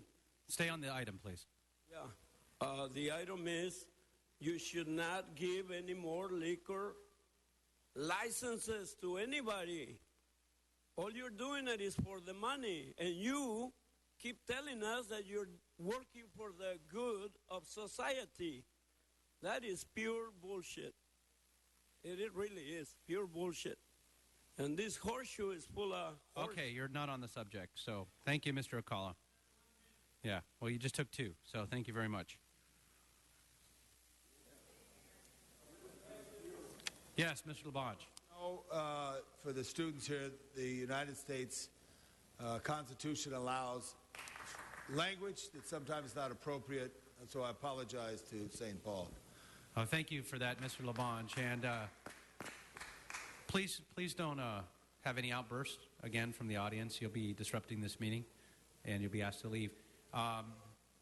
Yes, did want to let you know, under general public comment, they have the ability to pretty much say whatever they wish, and they do oftentimes. So anyway, the podium's yours. Keep it Thank clean. you. I'll keep it clean. Hi, Bill Watkins here. Appreciate it. Good morning. I'm alcoholic, 13 years sober, thanks to God. Whoops, find the range on the mic. I drank underage. I was hit over the head with a lot of advertisements saying that alcohol was okay, and a lot of establishments from bars to, unfortunately, a home life that was unfortunate as well. But I do recommend we say no. It's a complete sentence. I learned that in a program called Al-Anon, a 12-step program. It starts with N, then it goes to O, and then you do a period, and it actually works. What happens is you do give up money in the short term sometimes, but your long-term benefits are for health and for the community, for people like me that had a hard time with this. So I urge everyone to look at those two words, convenience and necessity. Let's make sure that's not too convenient.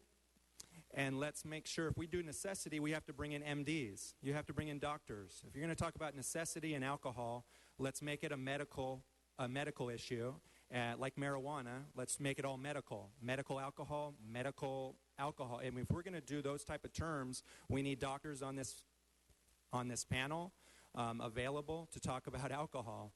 That's when you bring in those words, convenience and necessity. Convenience is a scary term when alcohol is on the line. I don't want to talk devil to a council that's in the public and we separate church and state. But if I ever wanted to talk about the devil, it might be about alcohol and saying yes because it's so easy to do. Thank you. Great. Thank you very much. Mr. Hunt? Even the Klan stay drunk sometimes. I've been arrested about 60, 70 times for being drunk. That's a big problem. Even though that you know that using alcohol can be effective in some ways, and it cannot be effective in other ways. We know that alcohol use is abuse. We know that the Klan stays drunk sometime. We know that each and every parent has been drunk once or twice, or even maybe 10 times. Jesus drank wine because he was kind. He was so divine when he drank wine. Yes, I'm just one of a kind. Michael Hunt.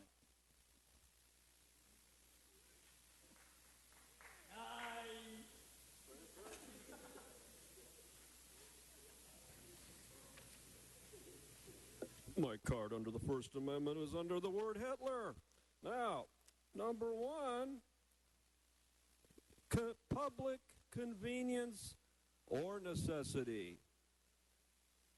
Convenience to get wasted, that's a good one. But what about the necessity to get wasted? Do we have a necessity to get drunk? Do we have to get drunk? No, we choose to get drunk. It's not it's not a necessity to get drunk. So under your definition, number one and number two must be denied because there is no public necessity to get wasted. There's a public convenience to get wasted, but you cannot have a necessity to get wasted. Come on. That's the law. You give this license to these people, you violate the law. 1 minute.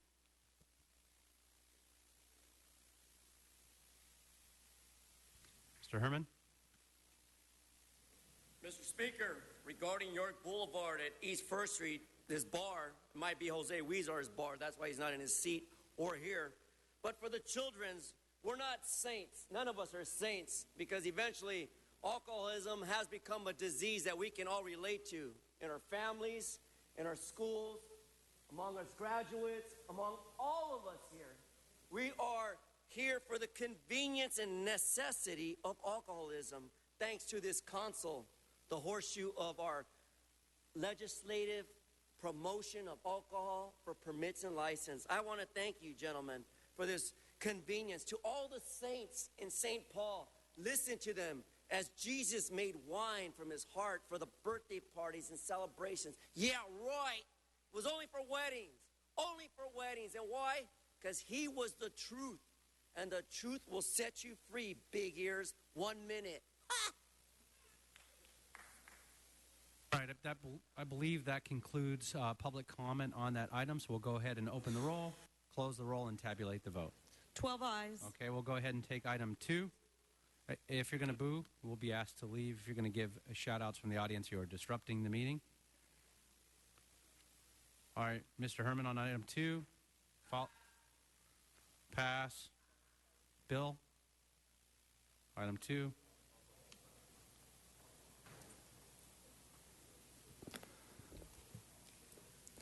I urge to say no. I think a lot of people predetermine their votes. Some sent them in and are sick and aren't present.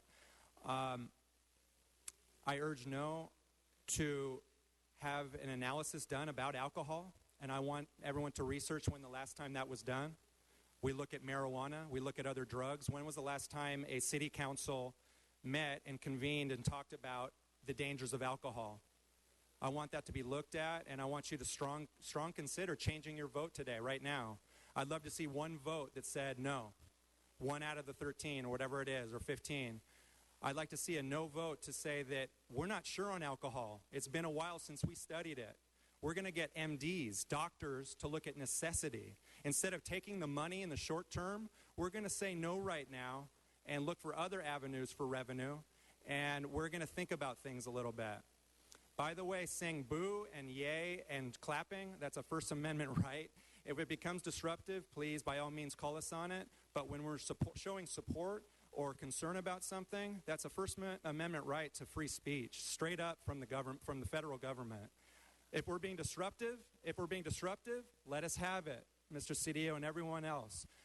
I agree to curb a lot of what we're doing. It's too much, and I'm working on that. I take these guys out to lunch. I'm working on it. But don't curb the right to clap. We clapped when we had our presentations, Mr. Parks. We clapped for you guys. We can clap. And in this case, I'm saying boo to a yes.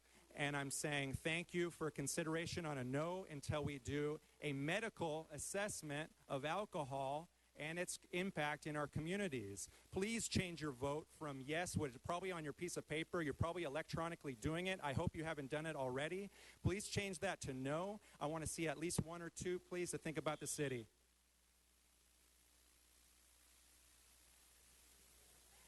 Mr. Hunt? Again, I say to you folks. We're going to ask you not to yell at the mic. If you're going to yell, you'll forfeit your time. I say to you folks, I am the Knight of the Thumposaurus, and I believe in alcohol, and I believe that it should be issued in that district. It's the alcohol district by the Staples Center and everything. Weezer, you got my vote of approval on this one. Keep them drunk, keep them in jail, and I think that all of you guys are doing nothing about alcoholism. And I say this again, and I say this to win. I say that this alcohol issue and more alcohol establishments should be done. Thank you, Mr. Michael Hunt. Mr. Akala, followed by Wayne.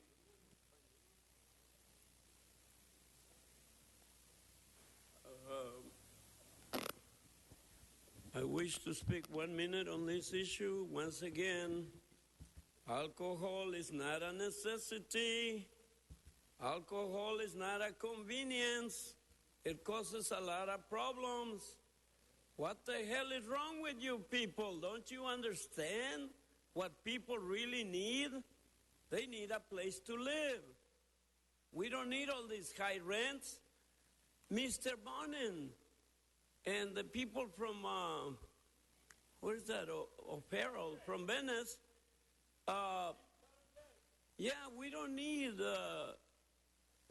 all this alcohol. We need places to live, and we don't need all these, what do you call it? You want everybody to be rich? What do you call that?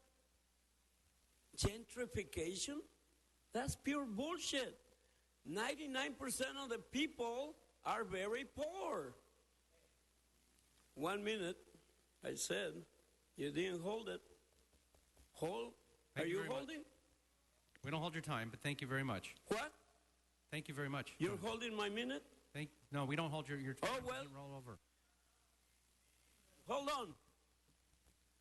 Why would you not hold my minute? Now you're not on the subject. Not on topic. You're not on topic. Alcoholism produces a lot of problems, and you want revenue for the city. There are other ways to get revenue. In the first place, the federal government can print enough money to take care of everything. We live in a fictitious society anyway. So why in the hell are we bothering the people with all kinds of tickets and all kinds of bullshit? Give it up.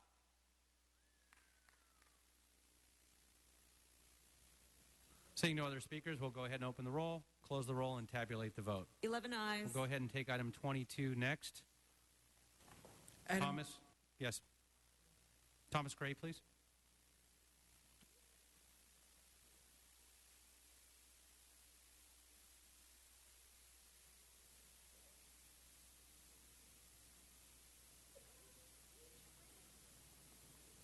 I've only signed up in the event that there was somebody speaking in opposition to this motion, so since there doesn't appear to be, I have nothing to say. Thank you. Okay, great. Thank you very much. Wayne?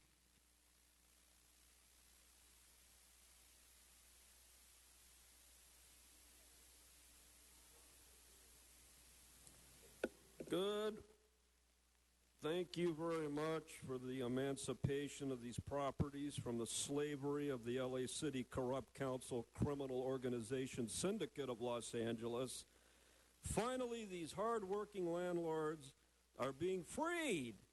Like Martin Luther King said, he had a dream. He had a dream that affordable housing would be free of the REAP program. And today, we give thanks to CD3, CD5, 7, 8, 9, and 13 all have districts where properties are being freed from the corruption, from the payoffs of having to pay off the inspectors to get the certificate of occupancy. Thank you, landlords. God bless you all, and may you never have to go on REAP again. Why don't you stay there and go ahead and go to item 20 now, Wayne. We'll go ahead and open the roll on that item, close the roll, and tabulate the vote. 11 ayes. All right, Wayne, you're on 20 and 26. So go ahead and speak on 20 and 26. Okay, number 20, somebody named Nicholas Roxborough. Come on, that's a fake name. He was probably put in witness protection. His probably name was Herb Jones before he was changed to Nicholas Roxborough of the Witness Protection Program.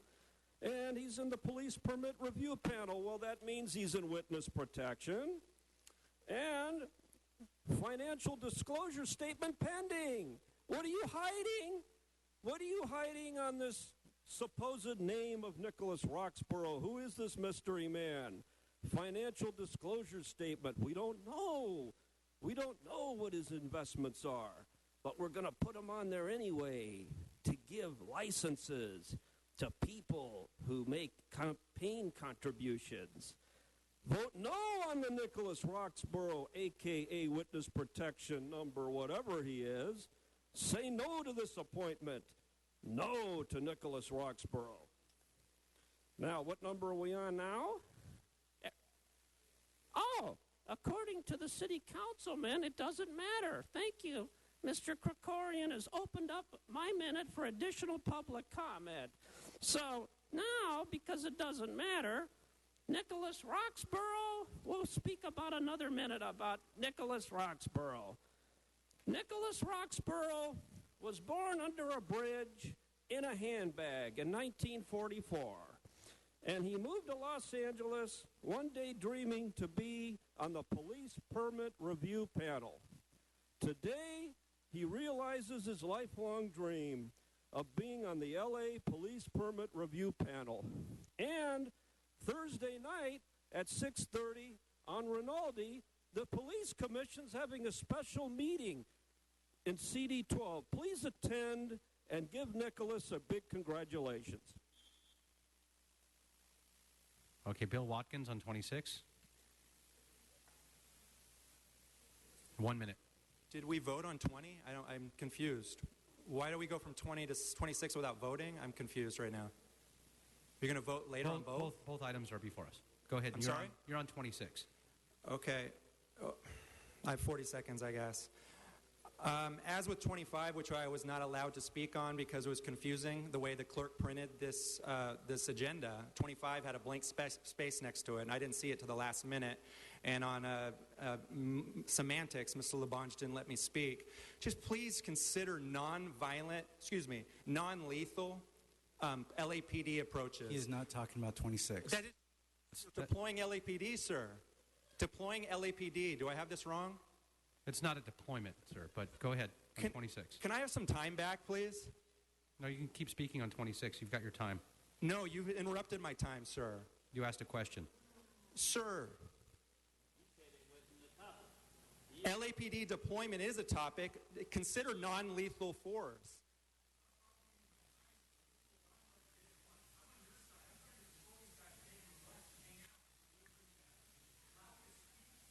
Okay, I just gave you extra time for that. Okay, thank you very much, sir. See you in public. Okay. Mr. Hunt on 26, please. Let's talk about Chief Charlie Beck and the train wreck. It's not only in the Gardens, it's not only in South Central, it's in Venice as well. The train has wrecked all over Los Angeles. Safety is important. The kids at Venice High School was compromised because the train has wrecked. Chief Charlie Beck, Goonie Goo Goo, could you believe that fucking shit? That If you're gonna yell, you're gonna be asked to forfeit your time. You're not gonna yell. You're not gonna approach this body in a hostile manner. South Central, whether it's in East LA, the train has wrecked for Chief Charlie Beck. And I'm asking Los Angeles, could you believe that shit? And just not in South Central, it's in Venice as well. They beat the mentally ill as well. They shoot, they kill, and they go to people's school and... He is not talking about Okay, these you're not on the subject matter. You are not on the subject matter. Adequate for the city of Los Angeles, and you guys know that. And it's just not in South Central LA. And that is on topic, sir. Let's go ahead and go John Walsh on item 20. Pass. Want to call on 20? Pass. Kevin on 20? Okay. All right, so we'll go ahead and open the roll on those 2 items. Close the roll and tabulate the vote. 12 ayes. Okay, thank you very much. We're going to go ahead and take 29 and 31 together for Arnold Sachs, 29 and 31.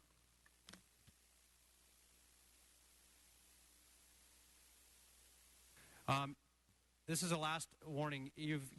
Sir, you keep walking up and down the middle of the aisle, and it's disrupting the meeting in the middle of the meeting. So either find a seat or stay in the back. That's your last warning. You'll be asked to leave the meeting. And you can walk around in the back of the chamber, sir. It's your last warning. Now you're disrupting the meeting, sir, by yelling out. So excuse me, you're disrupting the meeting. I'm giving you instructions. I'm not asking you any questions. Yes, thank you. Good morning, and it's good to see you're taking up the county's process and also the metro process of lumping public comment on items on the agenda into one big moment. It's so totally unfair. Anyway, item 29 refers to street furniture revenue, which is bus bench revenue for public transit patrons, needing to improve conditions for public transit patrons. How about better bus service?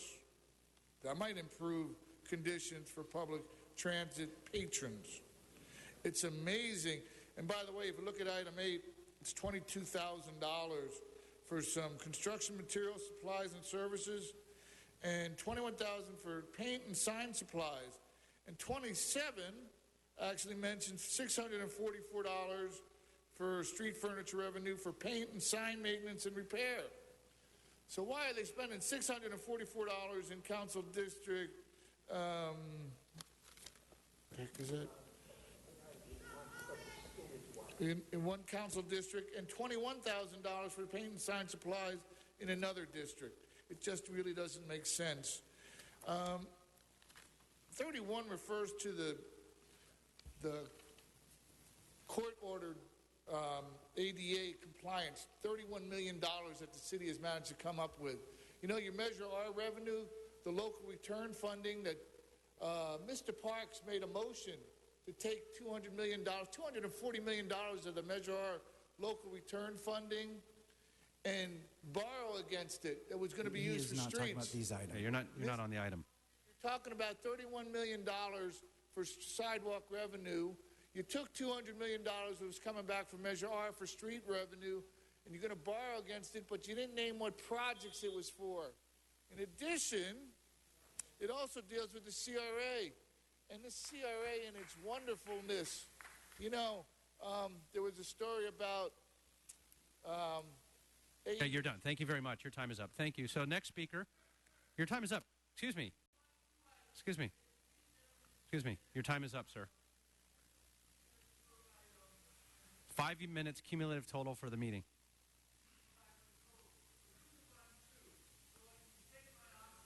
Sir, it still totals up for the same for the meeting, sir. Discussion with the Thank president is inherently disruptive. Now you're disrupting the meeting. I'm sorry. He is disrupting the meeting. Now you're disrupting the meeting.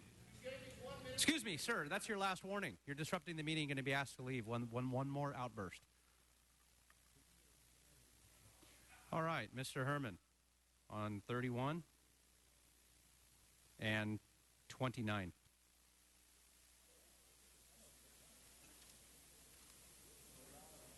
What number? I'm sorry. Staggering. Just item 29. Oh, okay. For 1 minute, we're talking about the staggering Ron Calperin's insult towards all of you for relative funding needed to improve conditions to public transit patrons in the Council District 8. How dare you think you're going to get away with this bullshit? Stop subjecting the public to more harm and your offensive criticism, the way you did to the gentleman in the blue shirt, Mr. Watkins. Stop interrupting this council to approve from the mayor the $22,500, and I hold my time to 1 minute because of your offensive rudeness to provide me 1 fucking minute to speak. And yeah, that gets me upset. I come here all morning to enjoy the meeting and make little nerdy remarks Okay, you're not on subject. Not on subject. Not on subject. Thank you very much. Okay, your time is up. You weren't on subject. Now you're wasting the... Okay, please cut his time. Thank you very much. That concludes 29. We'll go ahead and open the roll on 29. Close the roll and tabulate the vote. 12 ayes. All right, Mr. Hunt on 31. Mr. President, there's a request to send item 29 forthwith. That'll be the order without objection. Thank you very much. 31 or 30? 31. No, 31 has to do with the court thing. CRLA. Court case. 31. CRLA. Lawsuit. Let's talk about lawsuits, folks. Let's talk about how the city of Los Angeles capriciously abused their funds with lawsuits.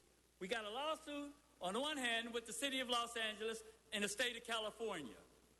We got two high-priced attorneys, like we had in the Dowd and Hunt case, that makes no sense when they both can come to the table and actually settle the lawsuit. Why pay twice? Because the city are dumb Fs.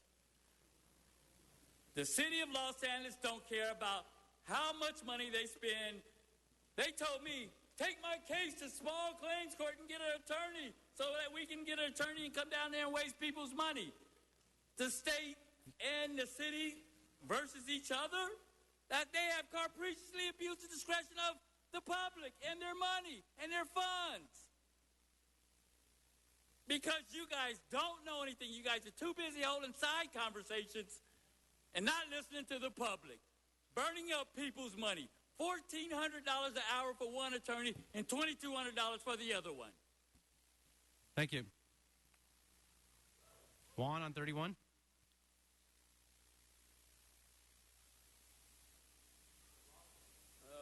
Juan on 31. Juan on 31 says, why do we have so much homelessness? CRLA, IRLCLA, and UCLA and LACLA. Anyway, you got all these agencies working for the homeless. You made an industry out of homelessness. What the hell is wrong with you people? Don't you know how to end any problem? You cannot even fix the sidewalks or the streets. You have made it an industry out of homelessness. So there's a necessity to sell alcohol, but there is no necessity to end homelessness because it creates jobs for public employees, for social workers. In other words, here we are again, another agency that was supposed to end homelessness, and all they did was raise rents for everybody, so you created more homeless people. You are a homeless-making institution because when somebody buys a home already, you will levy all kinds of liens, fictitious and non-fictitious, and you will make all kinds of laws to take the money away from the people that already own property. You are a bunch of fools. We are all a bunch of fools, really. And this guy that's trying to control us, really, what is he trying to control us? All we're telling you is the truth, and the truth is you really are not very good at anything else than making money for yourselves. Go straight to hell. All right, Arnold, we're going to take you back up if you want to speak for on item 31. Pass? Okay, thank you. So we're going to go ahead and take item 30. We're going to take item 30. John?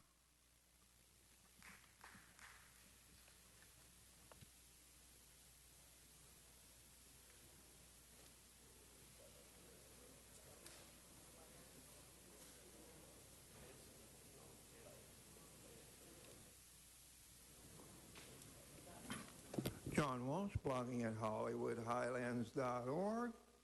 J. Walsh Confidential. When I moved here first, 1966, I'm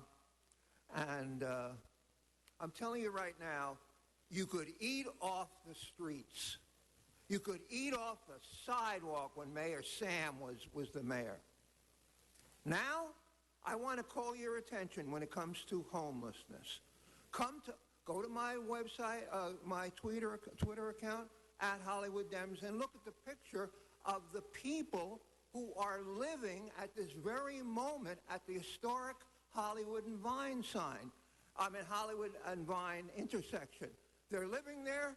They're selling drugs. They're defecating. They have their all sorts of flop house sleeping bags there.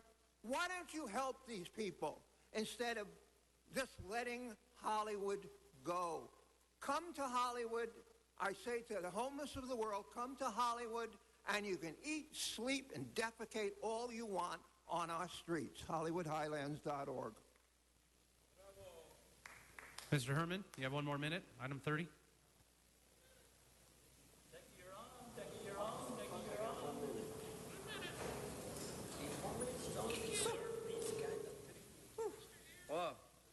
Downtown Boyle Heights, El Sereno. Help for the homeless to help keep streets clean. Ain't that a bitch? When I sat up in that commission meeting listening to Mr. Cedillo fight on behalf of the homeless people's property, yeah, keep them clean, huh? Genocide to the homeless people. Remove their belongings off the street, discard them into the trash, and all your litigation and arbitration of bullshit I heard. That's right, for the record, to you, Mr. Mayor. See, Dion, I don't have to get all crazy to yell at you. I'm just calm. Stay on the subject, please. You're not on the subject. I'm talking about the homelessness problem.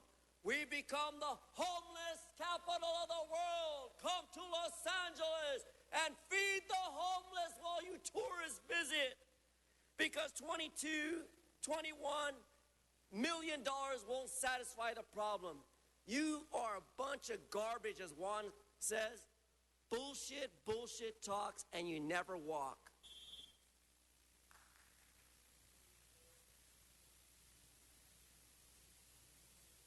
Okay, we'll go ahead and take up item 30 up now. Oh, sorry, did you have a card on 30? Oh, you were out of time, sir. No, thank you. You were already out of time. Use your time. Excuse me, if you're going to disrupt the meeting from screaming out again in the audience, it's your last warning. So, 3 times, sir. So we've got your time. So if we're going to go ahead and now take up item 30, open the roll, close the roll, and tab. Excuse me, sir. If you want to talk to the sergeant, you could do that as well. Close the roll and tabulate the vote. 11 ayes. Great. Thank you very much.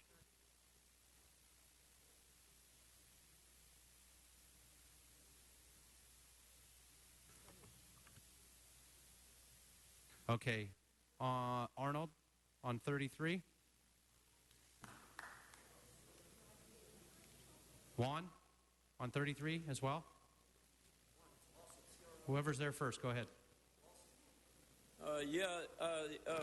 Another lawsuit. I'm sorry, Juan. I'm sorry. Yeah, I apologize. Finish your time. Thank you. I'm sorry, you're already out of time, but go ahead and have a seat. Yeah, thank you very much.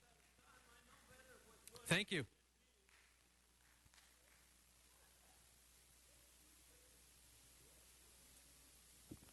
Yes, thank you. Good morning, Arnold Saxon. Just out of curiosity, again, I bring up the county and its operations. The LARIC system, the Los Angeles Emergency Infrastructural Emergency System, they had a hearing at the county, and it's about intercommunications throughout the county of Los Angeles. $150 million from the federal government for this program. And they've decided, the fire department has decided that it's too dangerous to put the towers on county property fire stations. So I'm wondering what the city's input is on this regarding the towers that may go up in the city of Los Angeles.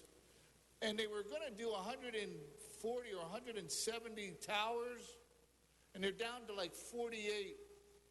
So again, I'm wondering what the city's impetus on this is also. because the wisdom of the city council versus the county board of supervisors, there's a huge gap between those two departments. Okay, thank you. That concludes the cards on 33. We'll go ahead and open the roll. Mr. Labange? Issue, just to let you know, whoever cited it put it in the center of what would eventually be a parking area for Hollywood area LAPD. So I just want to make note, and I don't know who's to make note to. We'll make a note for the official record. No, I don't want an official record. I want someone who is responsible. Is anyone here from the departments? No, I don't believe so. Is the CLA here or CAO? CLA is here. Mr. CAO, just Mr. CAO, who is here, Mr. Santana, just note on this issue here. You don't have to sit down, but just note that they placed it in the center of a parking lot, which will encumber us from any use of that larger area to make a larger parking lot for Hollywood area LAPD. So I don't know if this was as good as we could have done in our thing, and I want to note that so for the future we don't have that problem. Thank you. Great, thank you. Okay, we'll go ahead and close the roll on that item and tabulate the vote. 11 ayes. Okay, that passes. Now we're going to go ahead and take item 32. Item 32, Raul. And Salinas? Mr. President, for the record, Yes. the budget resolution for fiscal year 2015-2016 has been circulated. Great, thank you very much. Followed by Pablo Yes, sir. Cabillos. Yes, sir. Okay. This is with all due respect to the Downtown Community Job Center in LA. I respectfully request that you increase the budget for it because it provides a lot of jobs for me. It's an asset to the community. I urge that, again, the council, with all due respect, they increase the budget because it's also like a safe haven for me because, in other words, I will go look for work in the Home Depot parking lot, but then I will be asked to be removed by the officers, with all due respect to them too, and just basically increase the budget for this. It's an asset to the community, and it provides work again for me. Thank you for your time. Thank you. Thank you very much.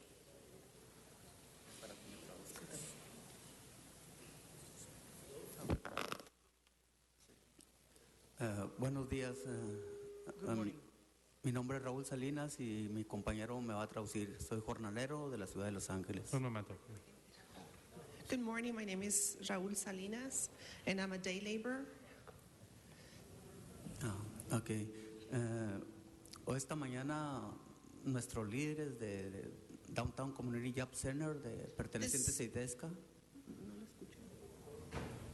Esta mañana nuestros líderes de IDESCA This morning, our leader nos informaron que el Comité de Finanzas de la ciudad informed us that the city committee había autorizado un dinero para los centros jornaleros siguieran had funcionando. authorized money for the labor centers, Algo así como $750,000, algo así. approximately $750,000. Sí, pero también nos informaron que el concilio de la ciudad aún no lo hacía. Aún no lo aprobaba. But we've also been informed that the city council has still not approved those funds. Entonces yo vengo a pedirles de corazón, ¿verdad? En nombre de mis compañeros jornaleros y yo, I'm here to ask you from the bottom of my heart, in the name of my fellow day laborers and myself, que sea aprobado por favor por el concilio de la ciudad, to please approve it by you guys, the city council, ya que para nosotros es muy importante y para nuestro crecimiento personal.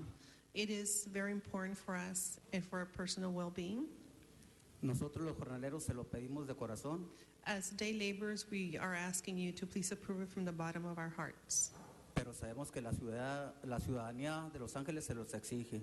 And we know that the residents of Los Angeles is demanding this of you.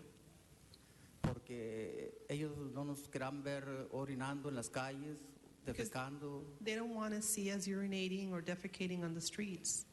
Ellos nos quieren ver estudiando, trabajando. They want to see us working and studying.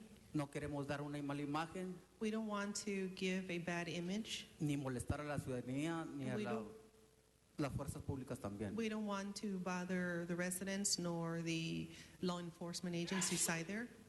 Muchas gracias. Es todo. Thank you. Great, thank you. Kevin Modis?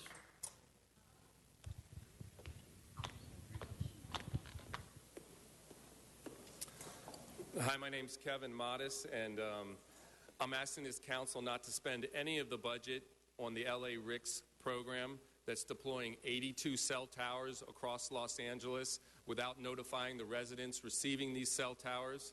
This is a serious health issue, and this is a deeply flawed program.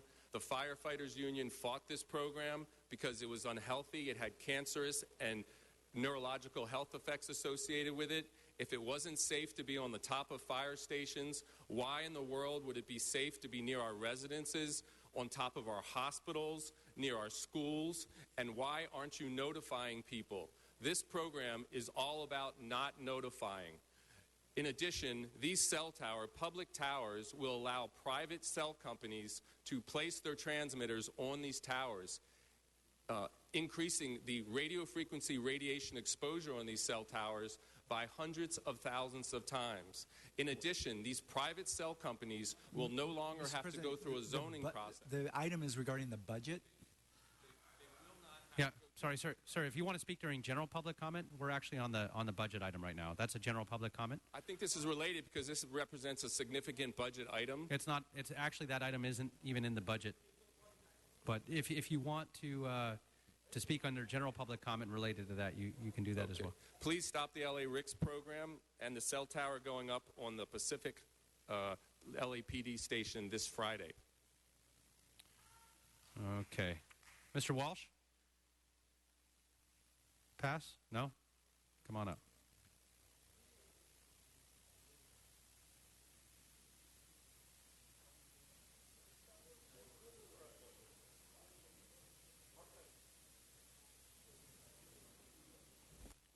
No mention of cell towers in the budget?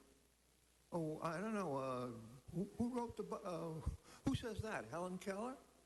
The cell towers are in the budget. I'm not going to go through it because he just stopped me. But, you know, this budget is a monument to the city council. It's a monument to Herb Wesson, who's God knows where he is today, unless he's hiding in the back.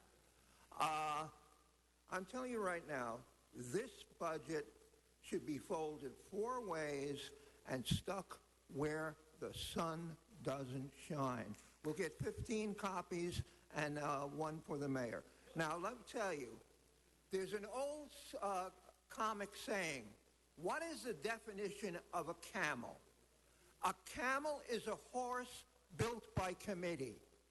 And there's nothing with more humps than your city budget. HollywoodHighlands.org.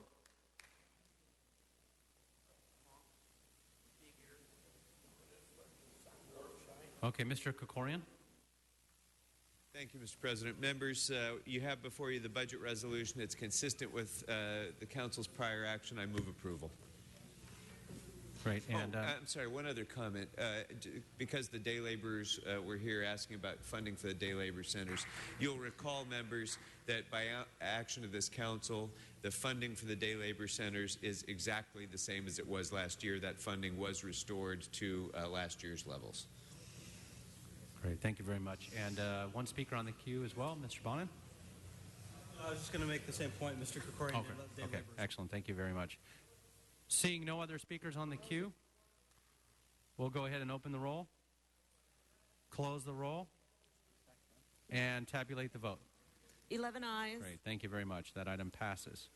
That'll be sent forthwith. Without objection, that'll be the order.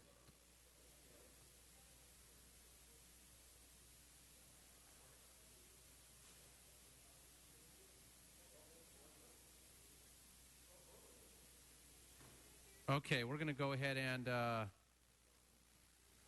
one second.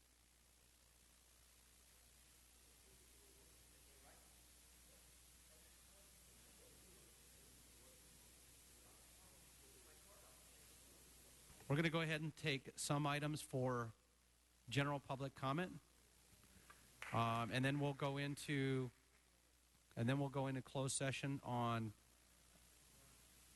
the one item that we have for closed session on 31, and then we'll come back out of closed session and complete general public comment.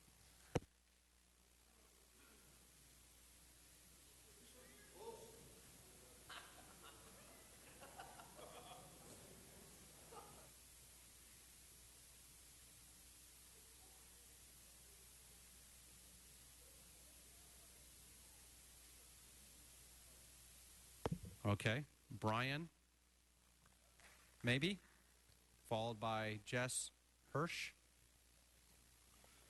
followed by Amber Trueblood. Morning, sir. Good morning, Mr. President. Honorable members of the City Council, I'd like to first apologize for the disrespect that's been shown to this body this morning.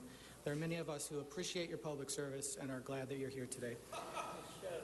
I'm a public law and CEQA attorney, and I represent Stop LA RICS Cell Towers, an unincorporated association of disenfranchised Los Angeles residents whose voices were silenced leading up to the city's ill-founded approval on April 17th of a 70-foot monopole cell tower at LAPD Pacific Division Police Station located at 12312 Culver Boulevard in Los Angeles.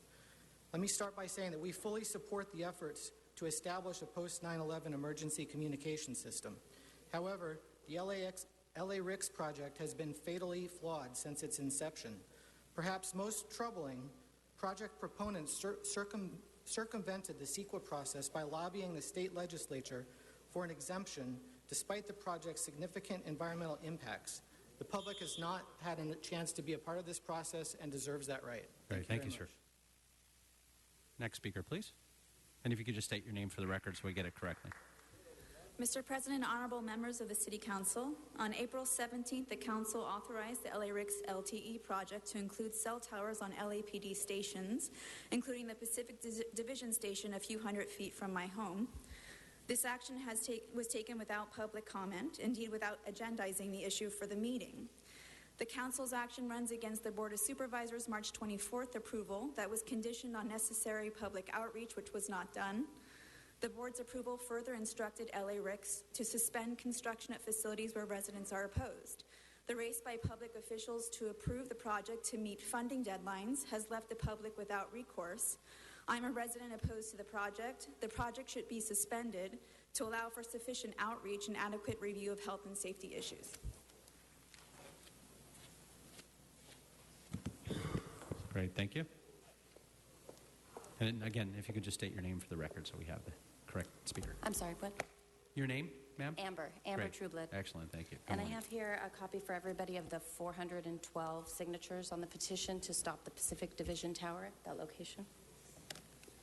My name's Amber Trueblood. I'm here as a mom. I have 4 sons, 2, 4, 7, and 8, so I'm very tired, but I appreciate your time.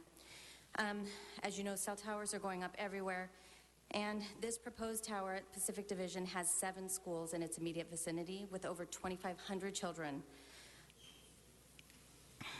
This doesn't even account for all the babies and toddlers not in the school programs. I submit also these letters from physicians showing over and over again the negative impact, especially on children, given their increased vulnerability to radio frequencies. So I'd like to submit these for the public record. The Los Angeles firefighters, as discussed before, were concerned about their own health and safety, and their union took their concerns seriously, stood in front of the Board of Supervisors and told them they did not want the towers on their buildings. The supervisors heard them and stopped construction and installation of those towers. We just ask the same for these 2,500 children of you. Thank you. Jamie Trueblood?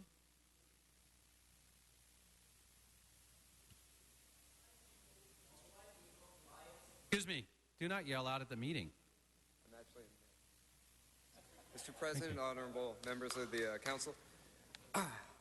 When cigarettes first came out, we were told they were safe, as we were told about asbestos, lead, and DDT. Like those, wireless and RF radiation was created to make our lives more convenient, and also like those, it's listed with the World Health Organization as a Class 2B carcinogen. More and more people are getting sick from RF, and I am one of those people. Now there's towers all over the freeway. I'm wrecked after about a half hour on the 405, and my cell phone, I pretty much don't ever use it unless it's an emergency, and when I do, it makes me sick. At least with cell phones, though, you have a choice as to how much RF you expose yourself to, but not with a tower across the street from your home. It's like a 70-foot burning cigarette that we all have to live downwind of. You can't see it, taste it, or smell it, but it's there and affecting people 24/7, especially children. As the sole breadwinner of my family, I need the healthy environment in my home to reboot and get me through the work week. RF levels are still low in our neighborhood, but they won't be for long after this Friday. If it goes up, we'll have to move. Great. Thank you very much. Sir. Thank you. Please don't put out that tower. Thank you. Enrique Martinez.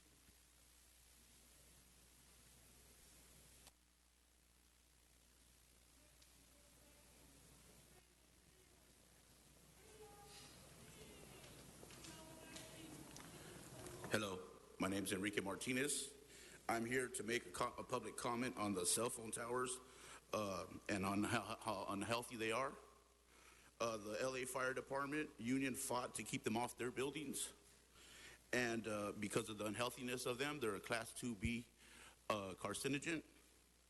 LA RICS program is planning to put a cell phone tower on the LAPD division, on Pacific Division Station, and other local communities, which is racist. I live in Wilmington, California, where there is a cell phone tower. I would love to get that taken out.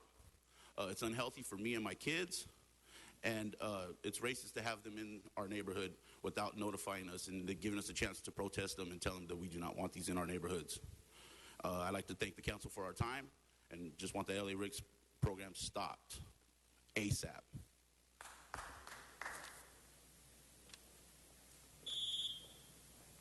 Alexis Martinez.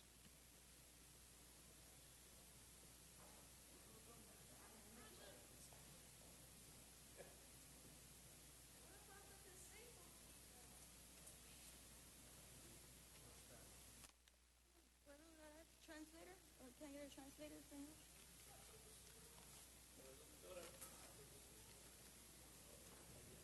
Good morning. Good morning. Hola, mi nombre es Alexis Torres Martínez. Estoy aquí hoy representando el condado de Los Ángeles. Hello, my name is Alexis Torres Martinez. I'm here today representing the County of Los Angeles. Estoy aquí porque quiero que paren la programa de LA RICS. I'm here because I want you to stop LA RICS program. Estas torres son peligrosos. These towers are very dangerous. El Organización Mundial de la Salud llamaron las microondas que vienen de las torres celulares clase 2B carcinogen. These towers are very dangerous, and the Global Organization of Health called these towers that they have a lot of microwaves that they call them very dangerous, and they're the class 2B carcinogens. Es nueva madre, esto me preocupa. As a new mother, this worries me a lot. La Unión de Bomberos le ayudaron a luchar este programa. The union of the fire department, they helped to fight against this program. Los latinos, ¿quién tienen para ayudar nosotros? And who's going to help us, Hispanic population? Esto es racismo. This is racism. This is racist. Nosotros tenemos que tener notificación. We have to have prior notice about this, what's going on. Nosotros queremos parar este programa de LA RICS. We want LA RICS program to stop. Gracias. Great, thank you.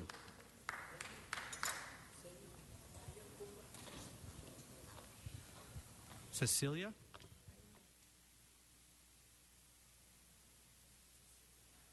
No longer here? Okay.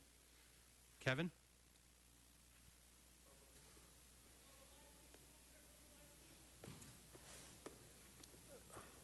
We were told very clearly by the Board of Supervisors that communities that didn't want these cell towers wouldn't get these cell towers. We have 350 signatures saying we don't want a cell tower on top of the LAPD station at the Pacific Division. The issues of health are really very clear, and the denial by government is really exasperating. The California Medical Association has just come out and said the safety standards over microwave radiation are inadequate to protect people. Just 2 weeks ago, 190 scientists from 39 countries say wireless microwaves damage DNA. Our safety standards only cover burning, and people need to know people really are getting sick with electrosensitivity and cancer, and we want this program stopped. There are too many questions regarding the safety of this program and the inadequacy of our safety guidelines. We're asking that right away the LAPD station tower be stopped that is meant to be built on Friday, and that the LA RICS program come to a halt due to lack of safety precautions. Thank you, sir. Alex Lopez.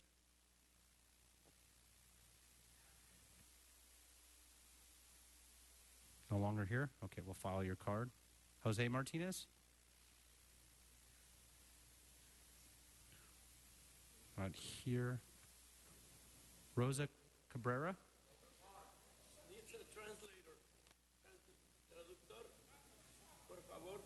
Okay.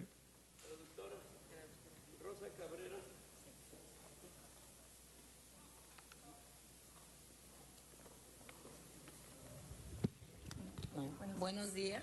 Good morning. Mi nombre es Rosa Cabrera. My name is Rosa Cabrera. Estoy aquí porque quiero saber cuáles son mis derechos. I'm here because I want to know. I'm here because I want to know what my rights are as a Hispanic woman. Porque he sido golpeada por la policía, Because por la autoridad. the police, the authority has beaten me.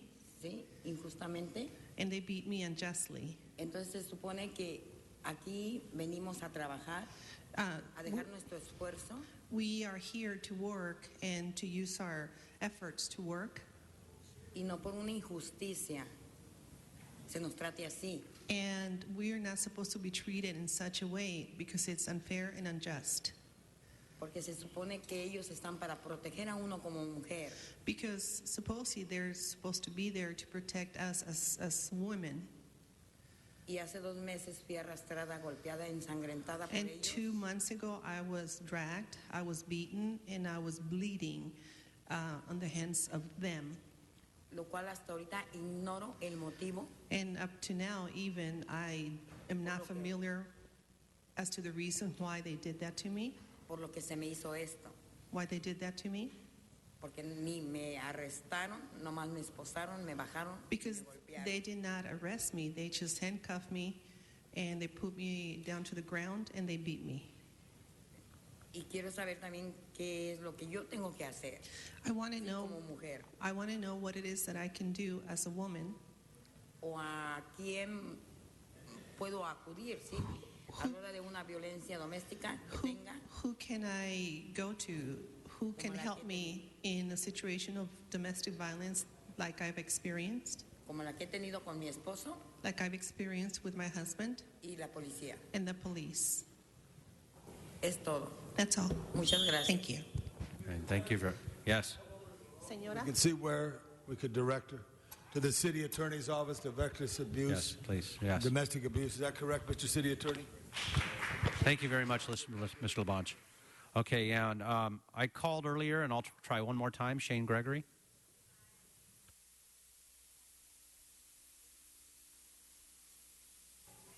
Morning, ma'am.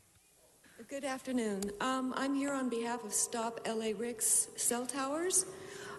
In the past month, I've walked 8 of the 19 LAPD neighborhoods, flyering homes to alert the residents, and no one knows about the LA RIC towers going into their neighborhoods. I'm very, very concerned about that. They ought to have a right to have some input. I walked Pacific, 250 people, no one knew.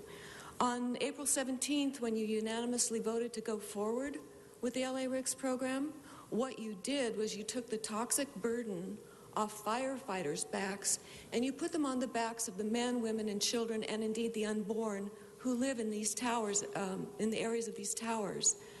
It's not too late to change this. To err is human, but to correct your mistake is humane. Firefighters' lives matter. but so do ours. Thank you. Great, thank you very much. Okay, we're going to go ahead and adjourn now in a closed session. So if we can please, or recess, I'm sorry, recess in a closed session. If we can please clear council chambers. We're going to go ahead and recess in a closed session.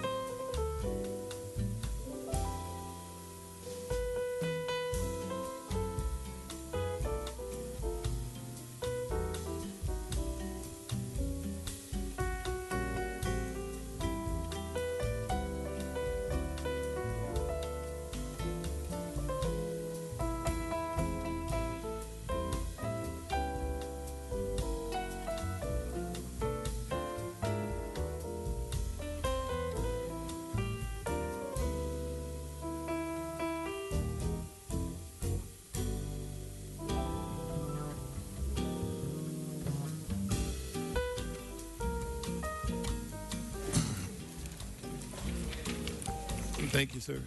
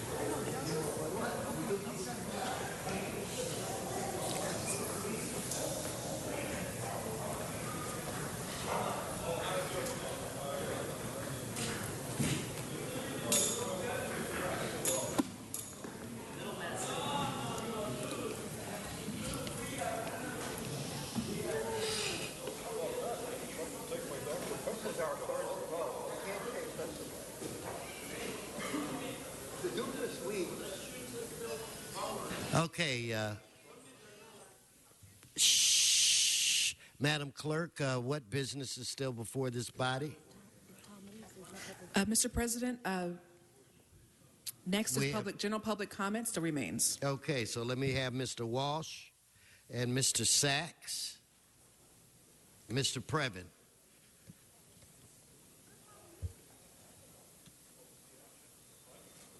Point of information. Did you report out any action, or was there no action? You can tell me that after my minute. John Walsh, HollywoodHighlands.org. We're still deliriously happy. I like the story in the Times yesterday where Herb, in one day, collected almost $1 million for Carolyn Ramsey. He had every single politician in the state, except Howard Berman, on their knees in front of Carolyn Ramsey.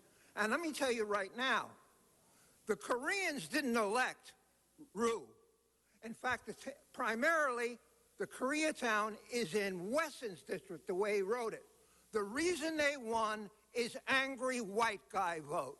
That was the difference. And we are the angry white guys, and we elected Rue, and we will continue to elect people and make Herb Wesson look like what he is, Uncle Tom. Take back your 4 seconds. Mr. Sachs. Mr. Previn, followed by Mr. Herman. Yes, yes, it's Eric Previn, a resident from CD2. Mr. Sachs is no longer here. That you took a closed session, sir, in the middle of the general public comment. I know you have not been at the meeting until now. By the way, is there a quorum? Because I must tell you guys, we're beyond the pale. This meeting is a travesty, sir, and I would like you to take control of it somehow and maybe meet with your team to provide a clear, well-lit place for people to address items on the budget, okay? Item 27 was a nice public works report that, frankly, is quite glossy and high-end, and I was not allowed to speak on it for reasons which are absolutely baffling. Mr. Englander really needs to adjust himself appropriately. He's very law enforcement and public safety, but he does not comply with the rules while you're not here, sir. That's why we need your leadership to take control and to restore order to a public meeting. Sir, I know you're very, very good, but this is not the legislature. This is the city council, okay? So we don't do weird committee meetings and then when people come to their meeting, they're denied access. That's silly. We're going to change that together, all of us, and I know one of your team will step up. Maybe it's the new Mr. Rue. You're welcome. Thank you very much. Mr. Herman, is there Bill Watkins? And after him, Mr. Hunt. Hey, Herbie, how do you like it? You lost. You and your Koreans on that side lost, but we gained one Korean in District 4 where LaBonge is no longer seated right now. Yay! And by the way, don't forget, every item that I put a card on, I want it for the record, like item 32 and so forth. You love to take our time away, and I just love to record. As you see, we were successful for voting in Rue. RYU. Why? Because when I was at the Greek Theater and I saw his big poster on the front lawn, watching war,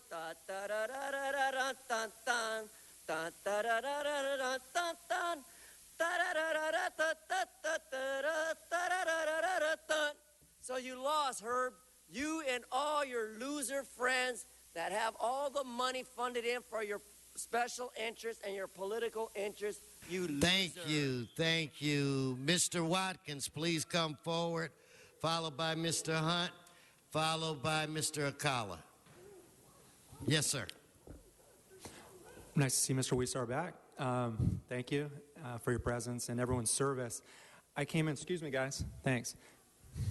I wanted to help curb this is a big reason why I came out today. I wrote something I wanted us to sign. We're not ready for it over here to behave in a way I think is respectful to the council. I was learning the rules today, so thanks for patience for anyone. I was upset at some things, but this was my first full meeting. Nice job, Bill. Give myself a round of applause for just being here and trying. I didn't know the 5-minute rule.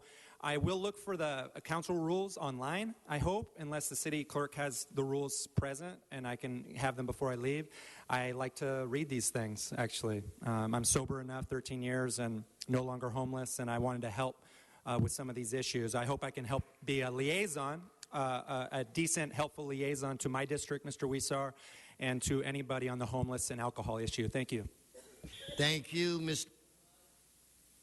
Followed by Mr. Akala, followed by Mr. Spindler. Go ahead.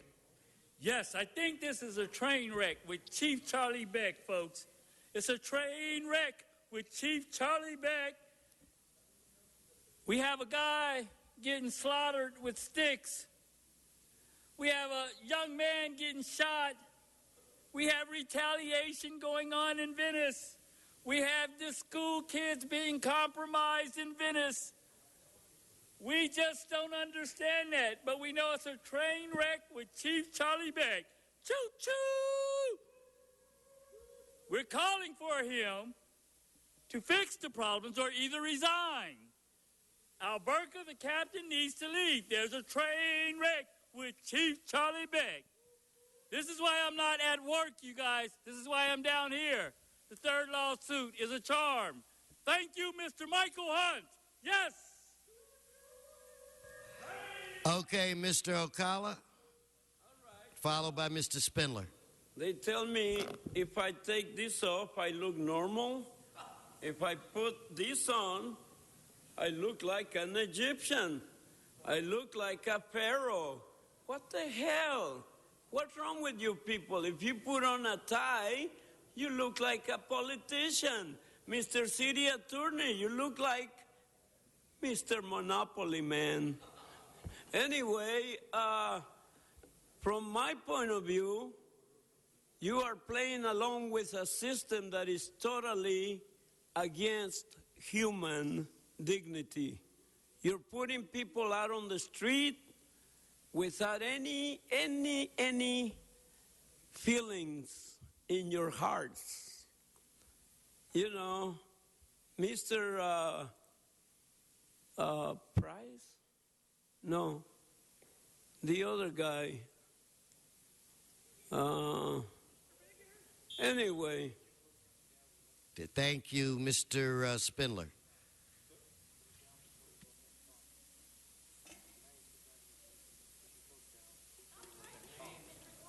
For the record, I'm being harassed by LAPD at this meeting. I want it to stop. Stop using LAPD sworn officers as terrorists in these meetings. You don't need to do that. We wait long enough to speak. You interrupt public comment so you can go back there and make your deals. Okay, we don't need that. Now, David, were you won and your city hall lost? Where is David Rue for his congratulations?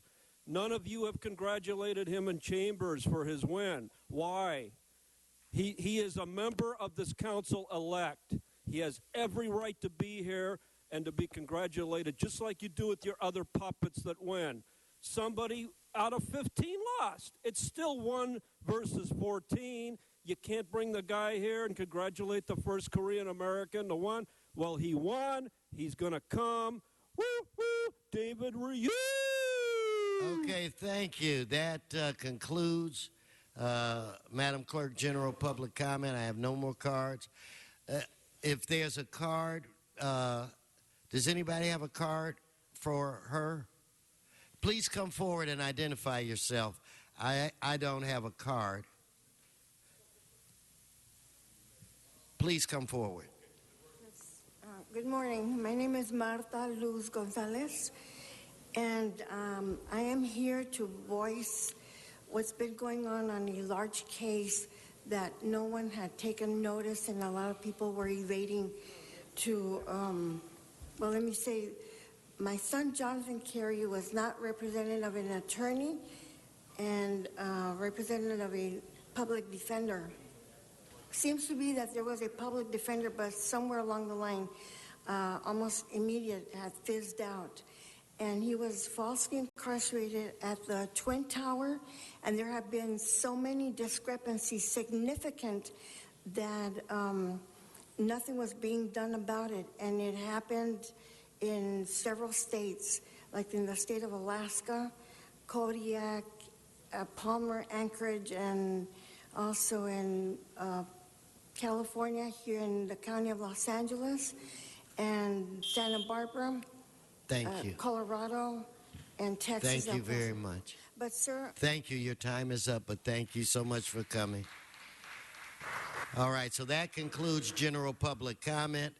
Members, I want to officially put this in the record.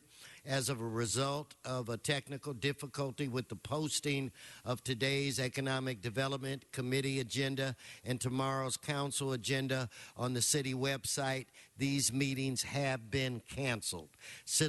Madam Clerk, that brings us where?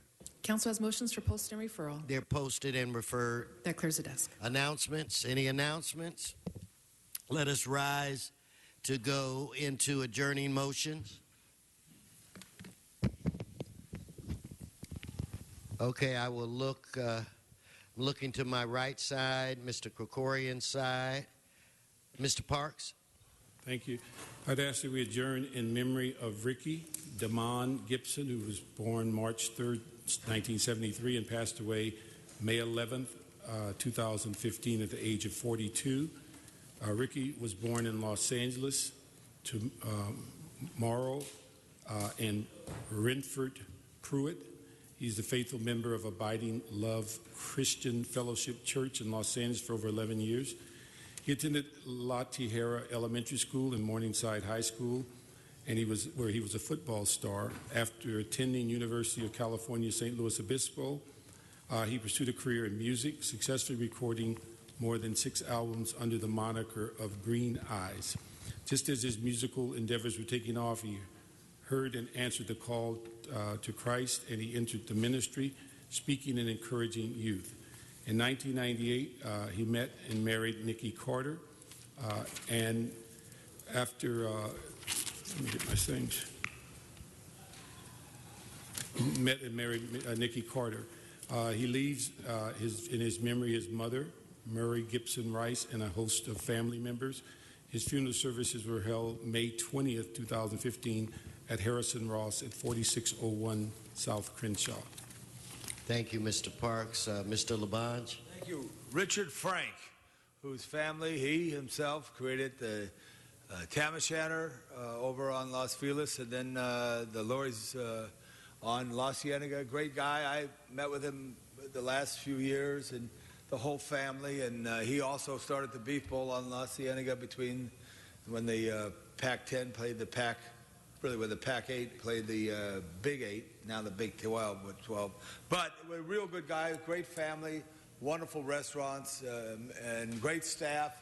All the staff who worked there worked a long time, which is a credit to Richard and his management style. May he rest in peace, a great man at 92 years old. Thank you, Mr. Labange. I look to my left. I don't see any on my left.